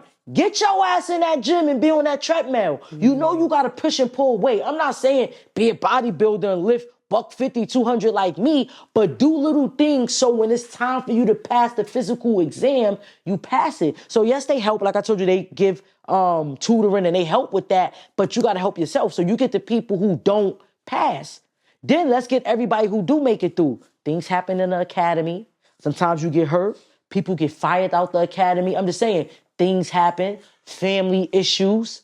Even when I was a cop, I had got into a situation with a lady I was with, and they told me they didn't even want me with her and to break up with her. At that, people make certain decisions. Imagine if you married to the king or you and the king, I know y'all been together for 10 years. They saying that's over. Pack up in his background and they tell you, oh, I see you've been with the king for 10 years, but you can't be with him. You know how I'm saying, us women are loyal for love. Yeah. Oh no, forget this job. I'm not leaving my man. Mm-hmm. So you get a lot of that even before you get into the academy. A lot of things happen. And then even when I was in the academy, people go through the academy, they get sent to certain precincts or got to do certain things and they quitting. They not doing it. It was one guy I worked with, but he wanted to be a veterinarian or something. He was a cop, but then he got the opportunity to be a vet. He left. So a lot of times people do get other opportunities as well, but just the uphill battle of getting through. Even before you get to the psych and stuff, they do a background check on your family. Of course. They came around my way with pictures of me asking people about you. It's a lot of times, like I almost didn't get through because, remember, I was living up the hill, Brownsville. Right. One of my neighbors came to me, yo, this cop came with a picture of you asking mad questions. I told him I ain't know you. So I'm like, bro, you can talk, okay. like it's for a job. Right. So now when they come around the second time, they talk to the wife. But she was there too. And he was like, she looked like, yeah, I know her. He said, this the same picture I showed you. Like, so she's like, oh no, you ain't show me this picture. How do they select the people that they're going to interview? They just come in, so, they know where you live at or whatever the case may be. And they come and they knock and just, if they knock, hey, do you know this person? What could you, some people talk, some people don't. So imagine when you come from certain neighborhoods where you got the culture of not talking to the police at all. I knew one guy, he was so quiet and in and out of his building, he almost ain't make it because nobody knew him. That's a red flag to them. How nobody know you? But he's quiet. He come in, he work, he come and go. Yeah. So a lot of different obstacles, and now the world we in, with a lot of things that happen, they made it even harder to be a police officer or get into law enforcement. I'm pretty sure that back in the days, social media as well. So now, that's what's killing these young kids now.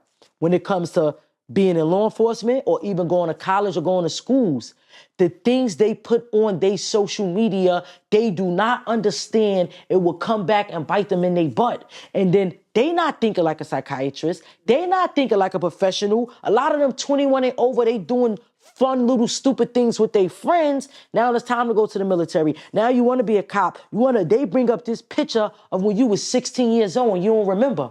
Right. And that weeds you out. So it's a lot of different things now that weed you before you get there. I think if the recruitment starts earlier, I believe if the young people knew it was actually achievable. Right. That it wasn't so far-fetched. Because we talked about this before. Recruitment starts, just like the military. I remember the military would come to the high schools. Yeah, come to the schools, right. Do a little presentation, right. Say, hey, you could travel, you could see the world, you're going to get benefits, we're going to pay for you to go to school, you get the school uniform, you get to learn weapons, and for a lot of the students, that was attractive. Especially when we talk about the disenfranchised communities. They may not be a college fund. Right. I may not have the grades to get into a CUNY. Right. The poor man's Harvard or a SUNY even. I'm barely getting through high school right now, I go to community college.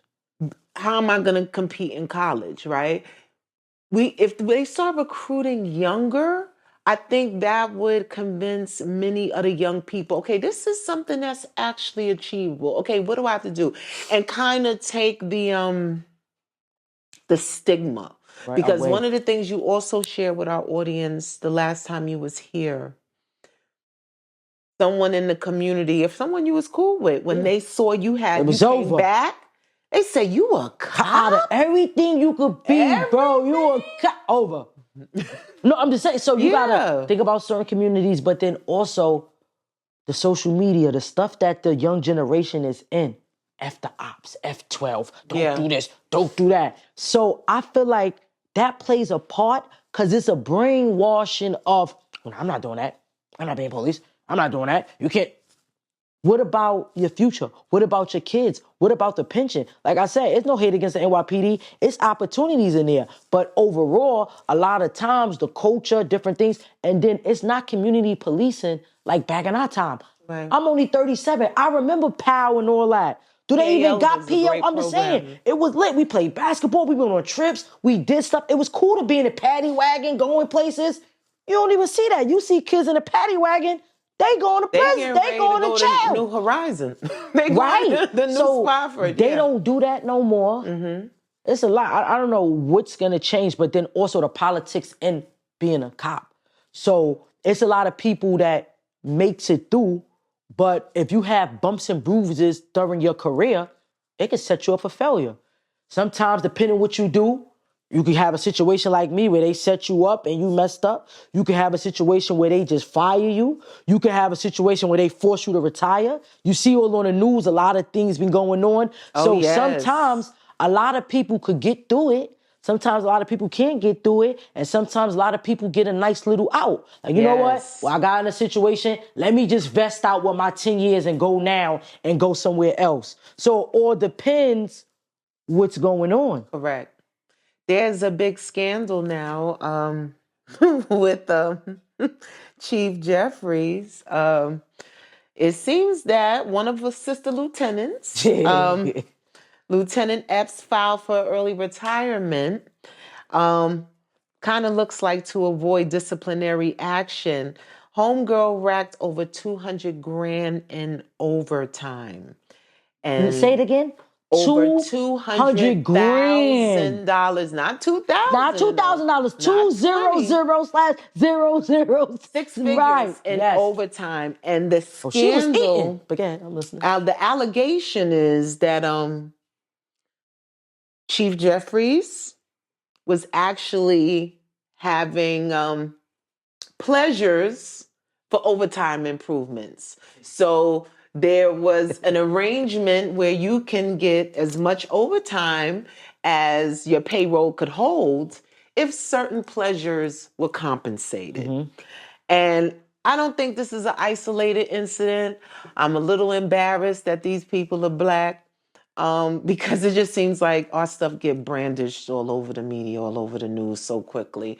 And I know they're not the only ones. But I'm not being funny. So I was going to say that. Not being funny. It's scandals all the time.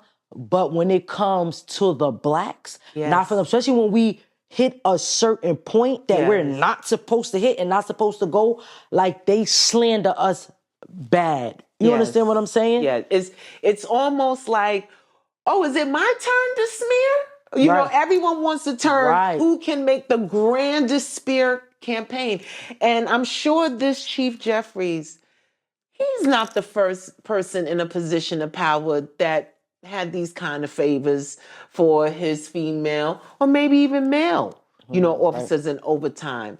But I think it speaks volumes to the levels of corruption. There's levels of corruption. There's fiscal corruption, where we got this pot right here. Okay, we're going to milk it.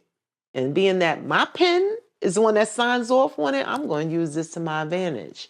And then you got the other corruption, the theft, the stealing, using the property room as your own property. I'm sure there's a lot of different things that goes on. Had you ever met either of these officers in passing or otherwise? I met the lieutenant before. Okay. Cool lady, or whatever, shout out Miss Epps. And Chief Madry, that's his he been around. Like, I never personally met him, but like doing, so when I was in the 7-1, they cover the West Indian Day parade. Okay. So when he would be there for that. So I seen him in passing. He been around in the area, but I never personally met him. But I heard some good things about him. Okay. You know, like overall, like stand-up guy, good dude. You see, he black. He made it to all the chief. way to chief. Exactly. Yeah, doing good things. So I heard, not being funny, all the things I ever heard about Madry was good stuff. When this hit the fan, then it was like, oh, you know, other things is going on. But yeah. We see this in so many walks of life, particularly when it pertains to our people. You know, no matter how great and how much honor that you've shown, 365 days a year, that 1 hour could mess you. Could do something in 1 hour. Expanded. Right. Broadcasted. Right. Exploited. Right. And now the sharks come. Right. You know? And there's people that could do the same thing. Like, even saying that, like, not to get off topic, I'm gonna come back, but look at P. Diddy and look at the guy from Abercrombie and Fitch. Absolutely. I'm just saying, we celebrities, same money, charges. Allegedly, same charges. He home. They won't let Diddy home. He got the complexion for the connection. And it's sad because we came a long way, but a lot of people don't understand if you could be a great person, but when you black and you hit a certain level, whether you a celebrity, whether you a law enforcement, corporate, politician, you do anything wrong, you the worst person in America. Where other people do the same things and you don't even hear about it, it's swept under the rug, and it goes look at Harvey Weinstein and his oh goodness, the woman that I think her name, she actually was convicted though. She was kind of recruiting the girls. Okay. Griselda, I gotta look it up. But Harvey Weinstein, I think he's battling an illness right now. No, he is, but remember, he was going through it when we had Bill Cosby going through it. So I'm just saying, like, we came a long way, but we still in this, we still in a situation is, if you black and you're in a certain situation and you make a mistake, you will never be able to forget that mistake. And things happen in life, so that's crazy. That's very, very true. Harvey is now 72 years old. Okay. Supposedly diagnosed with chronic myeloid leukemia. Myeloid leukemia. It looks like they're going to stretch his case out indefinitely. Because I haven't really heard too much movement. He's probably going to get medical leniency. Because the medical, let him go home, put him on a bracelet, because he's dying. Things like that happen. But back to Chief Madry and Lieutenant Epps. There's always a scandal somewhere, but overall, in the police department, it's a lot of women that work hard for their positions, for their overtime, for their reputation as stand-up good police officers. But then, it's people who work hard in a different way to get there. So it depends on the type of person you are. But it's no secret that in general, it'll be some women who will lose their looks and their bodies to get certain things while at work. That happens in all the departments. I think women have a difficult time accepting that that is a fact. I think the Me Too movement has kind of overshadowed that there is still a very active population of women who resort to that old school. I'm going to utilize my attributes.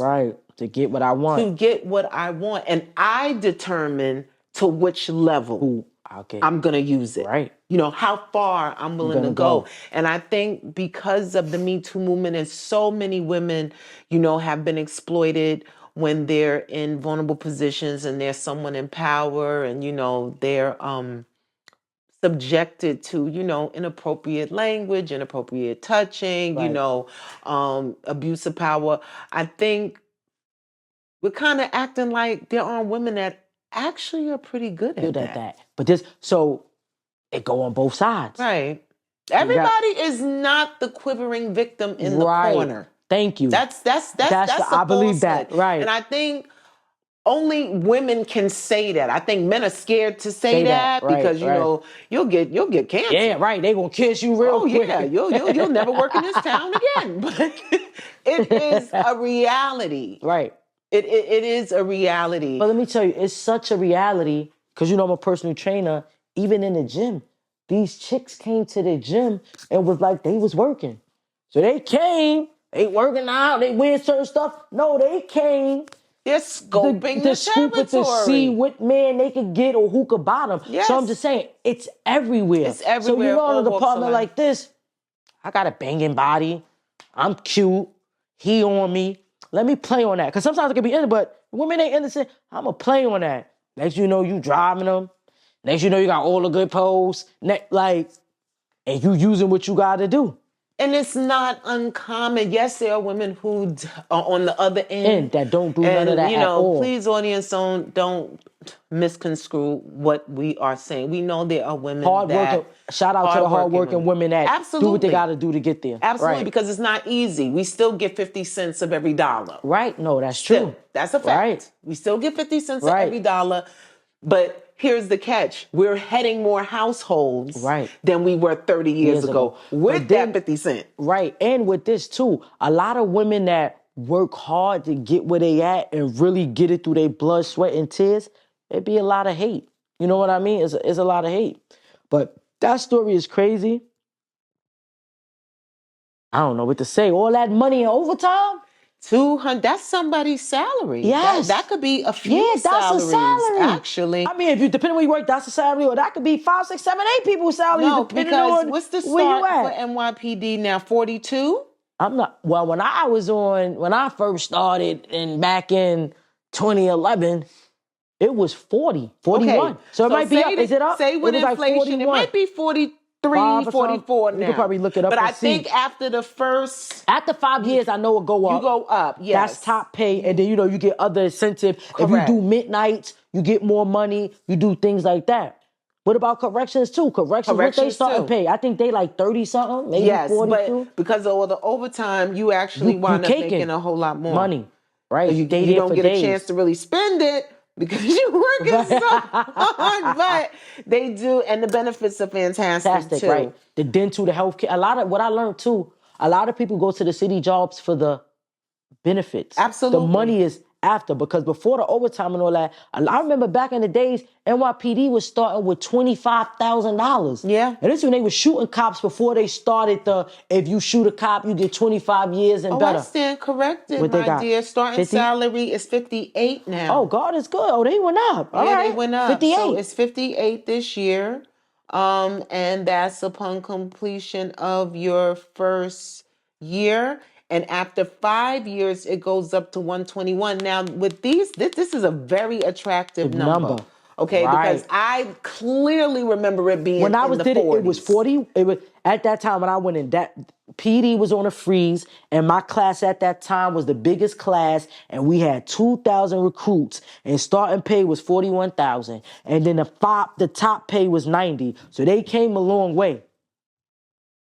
As the CEO of Reborn Body Fitness, Inc., what do you see, what is the facts and fictions about the weight loss injections? Because everyone is on them now. Right. Medicaid is paying for it. Right. You could get it on Quad Pay or Zip. You can get it on, you can get it on every. You can go to Mexico and get a prescription and 6 boxes for $400 and sell it. What are the myths, facts about these weight loss injections?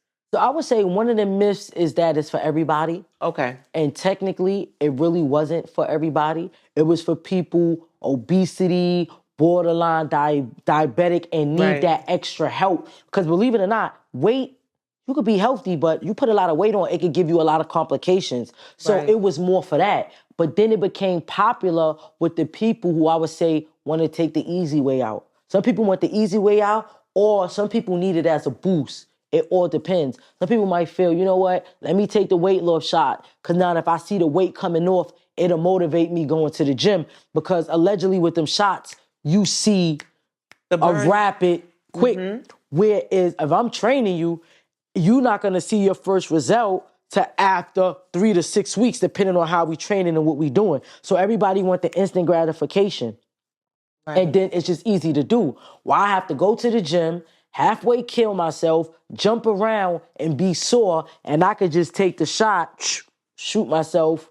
You understand what I'm saying? Well, when you hit the gym, it definitely, you could see the difference. Yes. So everybody don't understand that. You're going to see the difference. It's not going to be overnight. Right. But I basically tell my clients, if we go hard and you have a goal, if you stay consistent with me, even if we only come once a week for 30 minutes or an hour, in 6 weeks, you're going to see your results if you're doing the right thing. But remember, nutrition and stuff go hand in hand. Nutrition has to be a part of it. Which is hard. So a lot of people can't do both. You got to think about it. When you take the shot, it suppresses your appetite. So even if you take the shot and you feel like you're hungry, you can buy a whole bunch of Chinese food. You're not going to eat it. Whereas in the gym, something Gorilla said on Instagram, she took a shot of discipline. You got to have discipline. I tell it to my little sister, if I take you to the gym, Miss P, and I work you out and we burn 500 calories, you can't go to McDonald's and go eat 1,000 calories, because everything we burnt, you're getting back. So I think the discipline a lot of people lack, so they want the more easy way out. And it's popular. It's all over. A lot of celebrities is doing it. Everybody want the snatch body. Everybody want all this stuff. And a lot of people, because we still got our gym goers and stuff, don't want to take the time and the discipline to go through it. Because the level of commitment is very different. Yes. And there's different types of gym goers. Yes. You got the gym goers that go, they be in the gym, but they hang, they chill, they work out here and there. You got the consistent gym goers that's there 2 days, 2 days out the day. Morning, night, they consistent, they have they plan, they eating right. It's all different. You know, some people, you know what? My wedding is coming up. I just want to work out to lose weight. So you got the gym goers that's really diehard gyms. You got the ones that just want to reach a certain goal and look a certain way. And then you got the gym goers that just come in the gym, they hang in the gym. How many days, if you working 40 hours, you have home life responsibilities, what is the minimum commitment a person can dedicate to the gym to maintain cardiac health, just basic health? How many days do they need to commit? I would say with all of that, you could come 2 days, 30 minutes, 15 minutes on a treadmill, 15 minutes on a bike. If you want to split it, elliptical, Stairmaster. All you need is 15 minutes. Sometimes you don't even have to go to the gym. You can just walk. You want to be active. But like we said, nutrition. You could do all this stuff, but if you're not eating right, like let's take working out the picture. You know, if you change your eating habits, no carbs, fall back on the sugar, stop the soda, do certain things for 2 weeks without working out, you will see your body do a drastic change. So the working out just give you the extra push and to get those results that you want. You may want to be toned. You want certain things. Like a lot of people flying out to DR to get butts. You can make a butt. You could build your butt in the gym. You could build your butt. You could build your glutes in the gym if you do the right thing. And everybody doesn't need a big butt. No, but no, you're right. But I'm just saying, that's popular nowadays. Yes, it is popular. It's so popular. Butts are disgusting nowadays. People go overreact. But I'm just saying, if you want a certain look, you want the stomach. Like a lot of my clients, oh, mommy, I want the glutes, I want the stomach. First thing I tell them with the stomach, even me, the stomach is 80% the kitchen. I could kill your abs. We could jump around. We could do all that. But if you're not eating the right way, you're not going to lose that belly fat. And then as women, as we get older, things get harder. But I feel a shot is very popular now because it's instant gratification. Instant gratification. Did you see the news article? There's a sister, she's a musician, Dank DeMoss. She's actually suing Lyft. She called a Lyft. Yes. Yes. The driver arrives on scene. This young lady is, she just made an appearance on another New York-based show. She's weighing in at 500 plus pounds today. Yeah. Because she just made the appearance 3 days ago on a New York-based show. Right. Where do you start with her? So she's just started taking, I think she admitted that she's now working with a nutritionist. Okay. And she started Wegovy, one of the weight loss shots, because honestly speaking, even though she's in her 20s, yes. But I feel like, all right, say like with her situation, we don't even know if she got underlying issues. Right. There's some people that's really big like that and don't have issues, but 90% of people who have that weight, they got other things going on. Right. So I would say her doing a shot would be good because it's gonna help her, but her working with a nutritionist, and then she need to start moving one step at a time. I'm not saying drop down and give me 100 push-ups and 25 burpees. No, a walk. You could, all right, you live on this block. This block is like a 4-block radius. Every day, slow pace, walk. So if she was my client, the nutrition, even with her doing the shot, we gonna start on a treadmill and we ain't even gonna go fast. I'm gonna put you on an incline of about 10 and put you on 1.5 or maybe 2. And we gonna slowly walk up that hill 20 minutes, 3 times out the week. And then we're going to see some difference. Because she has to stay mobile. Yes. So a lot of people, and then at least she's still mobile. Yeah. It's a lot of people who's that weight that's not even mobile. No. I seen something on her social media. It was a lady, she's from Thailand. She was so big, they had to haul her out the house with a... Forklift? Not the forklift, the truck that come take your car. Oh. The flatbed. The flatbed. So they had to get the flatbed, hook it up. So I'm just saying, so her being mobile, that's a good thing. Her understanding she want to lose weight and taking the first step. She got the nutritionist. Now she doing the shots, so more power to her. Yeah, but I did see her situation where he said, you too big to fit in my car, and no disrespect to her, I understand. It ain't even about her weight. My stepson, 200 and something pounds, 6 feet something, big football player. One day we got a rental, we got the Kia Forte. Not being funny, he was tight getting in the car. He's in shape. So not being funny, what kind of car was it? Depending on the type of car. It was a little... She probably not being funny. Camry-ish, like a little Camry. Yeah, look at them little Toyota Corollas and stuff. Not... I'm small and can't even get in that. Right. So no shade to her, but she probably would have got in and had that car dragged. And the man gonna have to use the car for another No, like think about it. That's his livelihood. That's his livelihood. That's what he do. I'm not nothing against her, but when I seen it, not even knowing what she was, I said, why she ain't order XL? I'm small. Everybody that know me, they know honestly, that I think I'm tall, I'm thinking more or less. I think so many people would agree XLs. With you. Sometimes you want XL because you just want leg room. Listen, I'm short. I'm in an XL. They like, you don't need, I get an XL and I'm 5'3". I don't know why she didn't. I think she was trying to save the probably save coins. Money or something. And she was going a very short distance. Right. You know, I think there was an event in the family that she was going to. Right. So she just wanted to go that distance.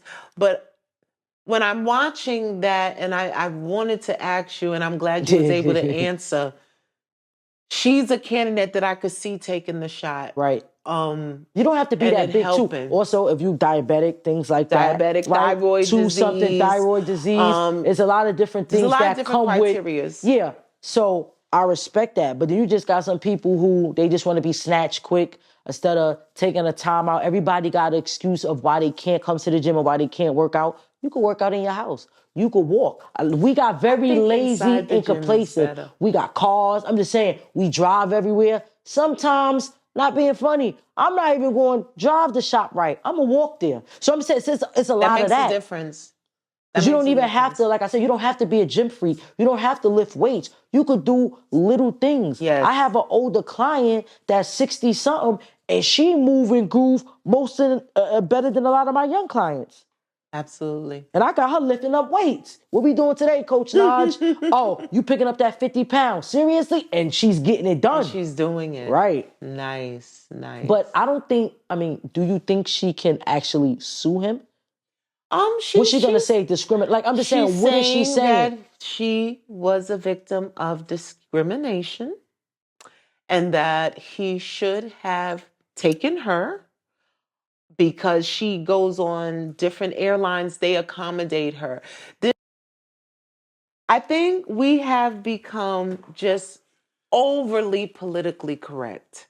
With everything. And it's disgusting. With everything. It's disgusting. If you are almost 600 pounds, it's an issue. Your life, people may be able to make accommodations for you in certain situations. Right. If they're given advance notice. Right. But if they're not given notice, for instance, when you call an Uber. They don't know. Like, you can say certain things. Right. You can say certain, I want first class. I want this. Uber now, I got a baby. You know, they got certain things you could do for Uber. Yes. So she could have done better. But I feel like as family and friends, I know we can't control nobody and you can't make people do what you want them to do. But when we have a family member or friend and we let them get that type of situation and we don't try to help, I feel like we the problem too. Because I feel like to a certain extent, not knowing her health issues or anything, but if she just became this way, let's say because she eat and, wasn't working out, doing certain things, her family and her friends, they felt her. Yeah. Because I'm that friend. Yo, Ms. P, it's all love, but what's going on, girl? You done gained 50 pounds. Like, you all right? You good? We in the gym? What's good? You know what I'm saying? You need help? Like, yo, I'll help you. Let's get it in. But I see you 200 pounds and you 600 pounds. As a community as a whole, everybody that's in your life, we felt you because what's going on? Sure, we taking the refrigerator out the joint. Very, very true. So I wanted to tackle a few current events with you just to get your thoughts. Yep. Big trial coming up. 2 big trials actually coming up. We have the one that everyone's talking about right now is definitely the Puff trial. Right. Potentially occurring in May. 3 documentaries before trial. This is crazy. Judging. Campaign is in full swing. One of the things me and the King talk about a lot, when you talk about a jury of your peers. Right. You're talking about the public, right? Right. The jury has heard some of the most outlandish. I actually heard today on another platform. Right. It was so ridiculous. I don't even want to repeat it. What? Pin the pole on the booty was one of the people take stuff and drag it. But when we're talking about a trial, right, that's going to happen in the next 3 to 4 months. They're going to have to get people The jury is here. Right. The jury's seeing these things. They're hearing these things. They're ready. How are they going to be able to be unbiased? Do you think that's possible? Do you think Puff can get a fair trial in New York City? I don't think so. And not being funny, me going to trial, and when they say as your peers, it's really not your peers. So like my personal opinion, my peer would be somebody that grew up in a rough neighborhood, has certain similarities than me and can understand certain things. If I don't know what it is to be a celebrity, I'm just saying to be in certain situations, to have a certain thing, how am I your peer? He's part of that 1, 2, 3% that live a certain lifestyle. So I'm not saying, I'm a firm believer. If he did something wrong, fry him. But if he used to doing certain things in his life that may not be normal to me, but it wasn't a crime and he ain't rape or kill nobody, I wouldn't understand that. It's going to be very interesting. It's going to be hard because you got all the Monday night quarterbacks like with him. If he really did all these heinous things, I feel like if they find him guilty, do your time. But let's talk about Puff was known for his parties for years. Always. So I'm just saying, if you could get to the white party in the Hamptons, you was somebody. But when did becoming a freak, I'm just saying, become a crime? If we all grown, I'm not talking about sex trafficking. We talking about, we gonna go like this. Everybody is, we can say 21 because 21 is the age, but I'm gonna put it higher. We 30 and over. we grown, our hormones are jumping, and we all agree to have a big orgy. Not being funny, whether we use toys, baby oil, whatever we decided to use, each other, when did that become a crime? I'm just saying. When did that become a crime? Because I'm just saying now, it's different. If I'm drugging you, huh? No, I'm not saying that, but they dragging that. But the way they making it, it's the freak off. He kill did the this. character. Oh, he got the young girls. He's sex trafficking. He was drugging people, raping their butts. I'm just saying, like they dragging all of that, and they trying to pull down. But what I did learn from actually going through, even though me and Puff, we the same, but we different because we black. But when somebody want to make a narrative of you, and they got that power, bro, they could do it. I don't care who you are, where you from, what walk of life you have. If you ever seen that old school movie, Enemy of the State, and I learned that when people want to portray and make something look like something and do that, they will do it. And at that time, you'll know who's really for you and who love you. Because people, I'm not saying I wasn't there, I don't know what he did, I don't got a heaven and hell to put him in, but the way they trying to bring down his character, now everybody got all this to say. But these was the same people that was at these parties for the 20 years. I mean, some of the people in the documentary, smile is so big in the pictures with him. You'd have thought they was auditioning for a Colgate commercial. They happy to be next to him. And now you're crying. Right. No, the most ridiculous one I saw, one of the members of, well, he's actually not an active member of the boy band Day 26. He's a member that left the group a few years ago. I think he was having some personal struggles. Okay. The story he told, again, I'm with Judge Judy. If it doesn't make sense, it just probably ain't true. Right? He says he was in the office one day and he walks by the computer. Just picture this. Right. Puff is the CEO. He gets up from his desk. This guy who's in the band walks by Puff's computer and sees an email about human sacrifices. Mind you, he's convulsing. First of all, when the email pop up, I'm saying, even if we get an email, it just happened to be open. It just happened to be highlighted. He's crying. He's damn near falling out the chair. And I'm like, this is really disgusting. This is really disgusting. No, for real. That's serious. We're giving this attention and... Most of them are like that. I know. The girl whose boyfriend blew her up, she's in the documentary too. Supposedly she was hog-tied on a table and, you want a party. Everyone's using this language that they've heard. Right. He hog-tied her, on the pool table. His bodyguard was there. She's sitting next to Gloria Albright, who is the legal queen of any sexual abuse, harassment, discrepancy when it comes to women. She's been doing this since the 60s, right? Haven't changed her hair or nothing, right? She's sitting next to Gloria Albright, falling out. Right. I wish I would have saw this cat. The boyfriend sends text messages which showed that she said, hey, if you corroborate my story, it's a $3 million for you. Right. I guess that wasn't enough for him because he's like, it's already a lot of people that's coming forward. How I know? You know what, chick, I ain't even going for this. Well, that's just messed up because I'm just saying, like if it didn't happen or it did happen, Puff Daddy was a celebrity. Right. People would do anything I'm not saying, but anything to be around him. I'll never forget one of the concerts. The chick pulled up her drawers. In a party. Right. We know this, right?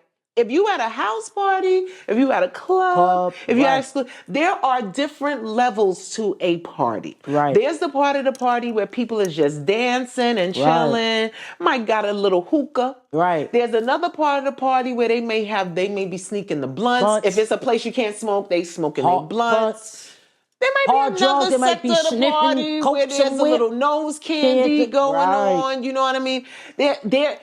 Your level of participation is on you. It's on you. You could go to a party and don't even dance or have a drink. Right. You just came to see your homies. You came to look nice. There's a lot of people pop out in a certain coat. You just look good. Right. Don't step on my shoe. Used to just come towards the end to see who was having a good time and follow them to the car. To see who change was big. Right. I just want our people in particular, you know, to just be mindful. You know, we have watched several public campaigns waged against some of our best and brightest. But do you know what it is? What's wrong with us? We always jump on board. Oh, that's man. No matter what it is, from the little fish from me to up to Puff Daddy. But I'm just saying, people automatically, oh, I knew she did that. Oh, I knew he wasn't going right. His fall is coming. I'm not saying nobody's perfect. Everybody go through ups and downs. Everybody make mistakes. But it's people, this is what kills me. The people who laughing at Chief Maggie, laughing at Miss Epps, laughing at Diddy, laughed at me, giving away the, read this, look what they said. Look, like, the people that's glorifying and jumping on a bandwagon opposed to, that's Puff Daddy, but he got kids. Yeah. He's still a human. Mm-hmm. Like, you know what I'm saying? Let's just get some facts. Can we Let's get facts. We going off of what people said. How are these people, prime example, we out, how he doing little security from time to time, right? Of course. And it was a G Herbo party or something. And this kid got crazy drunk, so they put him out. When you over intoxicated, you can't get in or you got to get out. Yeah. Bro, your party is over. It's a safety issue. He wasn't there. Mm-hmm. Now G Herbo, I'm calling G Herbo. He want me here. But he drunk. Well, call him. Call him. In his mind, he knew G Herbo. G Herbo wanted him here, and he gonna be mad that y'all kicked me out, and I'm calling him right now. So I'm just saying, people make up stories for anything to get any type of recognition, but it's sad when we make up stories and we want to see our own come down. Yeah. I'm happy you made it. I'm happy Chief Maggie was a black man. You know what I mean? That looked out. I'm happy Epps made lieutenant as a woman and stuff like that. We don't know if they allegations are true or not, but I'm not here to be like, oh yeah, I know her. She probably was sucking dick for overtime. Or I know Chief Maggie, he probably was telling people that. I've just been doing sister a favor. Not being funny. Not right. Funny. Like not being funny. Why not? I might have had a sad story and I need OT. Yeah. I'm making all this money, not paying for it. They doing it. I'm gonna make sure you good. Oh, that mortgage, you wanna pay off that mortgage? Here's that OT. Right. But I'm just saying, when it's us, it's wrong. It's bad. But then we our own worst enemies because we always wanna jump on bringing ourselves down. And I think that's something as a whole in the culture we need to get out of. Absolutely, because it does not serve our progress at all. I just ask everybody, just pay attention. Right. And if it doesn't make sense, it's probably not true. We gotta put a dose of common sense in some of these things, you know, and really, you know, not be so quick to light the torches, because the lynch mob is out totally there. Out here. And then if it was true and you were part of it, what that make you? I'm just saying, what that say about you? You knew all this was going on, and you was right with it. Now it's hitting the fan. Everybody want to run out the way. So you know what I mean? They're like, fire, not me. Right. Tell the people how they could connect and get fit. Summer is coming. Yes. You are a very, very, very busy person right now. Yes, you know, realm of careers, unionized, and all of that. Local 279. Shout out to the Carpenters unit. Shout out. Well, listen, that's crazy. Come back around. Jesus was a carpenter. Absolutely. Look at that. I'm doing the Lord's work in a certain but for real. Blessing. Get in the gym if you could. If you can't, walk around the block. Start eating right. You know the saying, an apple a day keep the doctor away. Correct. If you know you into soda, I'm not saying just cut everything and go on a strict diet. Moderate. If you know you drink 2 Pepsis a day, put that to 1.5. Make it 1 Pepsi. But the first thing is you want to acknowledge. If I'm overweight, I'm overweight. This is what I want my goals to be. Take baby steps. And if you mess up, you just don't quit. Keep going. I'm a personal trainer and I go through the ups and downs. I was 167 solid. Cuts in my arms. Right now, I'm 198. I'm still solid, but I don't have the cuts. So you going through certain things. I say. But you want to acknowledge it, get the help. But it's not all about gyms. You could do A lot of times people's on social media and things Yeah. like that. They're on YouTube. Matter of fact, we about to start the fitness show. So let me tell you the Yes. idea. So one of my favorite Yes. shows that I don't know why it got canceled. I guess people just, it was on a long time, was The Biggest Loser. Yes. And me and the King were really brainstorming on how do we build a realistic fitness group that people could participate in, that you could actually see their progress, modify, their pitfalls, and regular folks get to see normal people transforming through working out. So that's definitely something that we want to get going. Yeah, we gotta I get think that it's going. going to be a hit. And we start with just a small group. Yes. And monitor 5 everybody's people, progress. monitor them, how they eat, what they're doing. How they eat. Recovery. A lot of people don't understand. You got to get your right sleep. You got to get your right nutrients. You got to, you could be jumping around, but if you're not sleeping, your muscles are not recovering and things like that. It's a lot of different things. I think we could start off with the little education behind working out, get into the nutrition, and then different stages of working out. When we hear working out, everybody think hardcore gym. It was a lady on social media, she lost weight just walking. Yeah. You don't have to. Actually, my 81-year-old father-in-law lives in Harlem. Hey, Dad. Still smokes his cigars. Mm-hmm. Still enjoys a nice Guinness. Okay. But that man walks every morning. He goes on his walks. Okay. First thing in the morning, that's what he do. He goes on and he just walks Harlem. That's it, right? He go put in his numbers.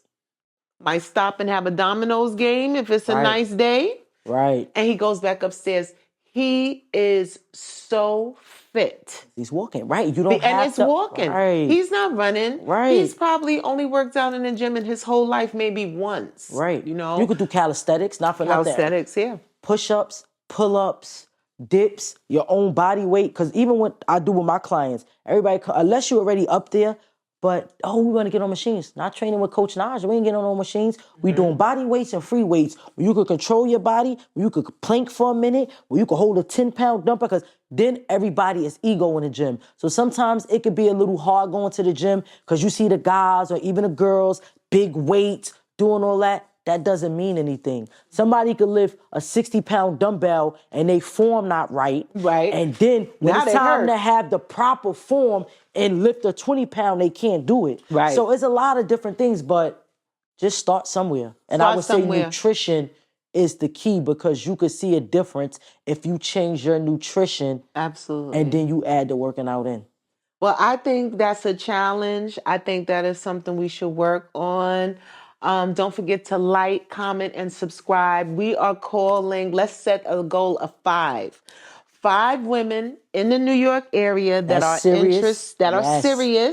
Okay. We're going to set a short-term goal. Yep. And we got the right person here because Reborn Body Fitness is the truth.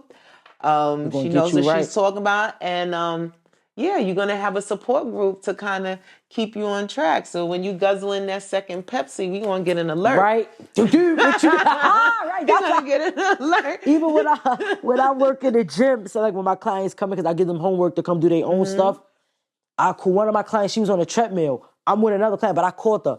If you don't put that incline up, she start laughing.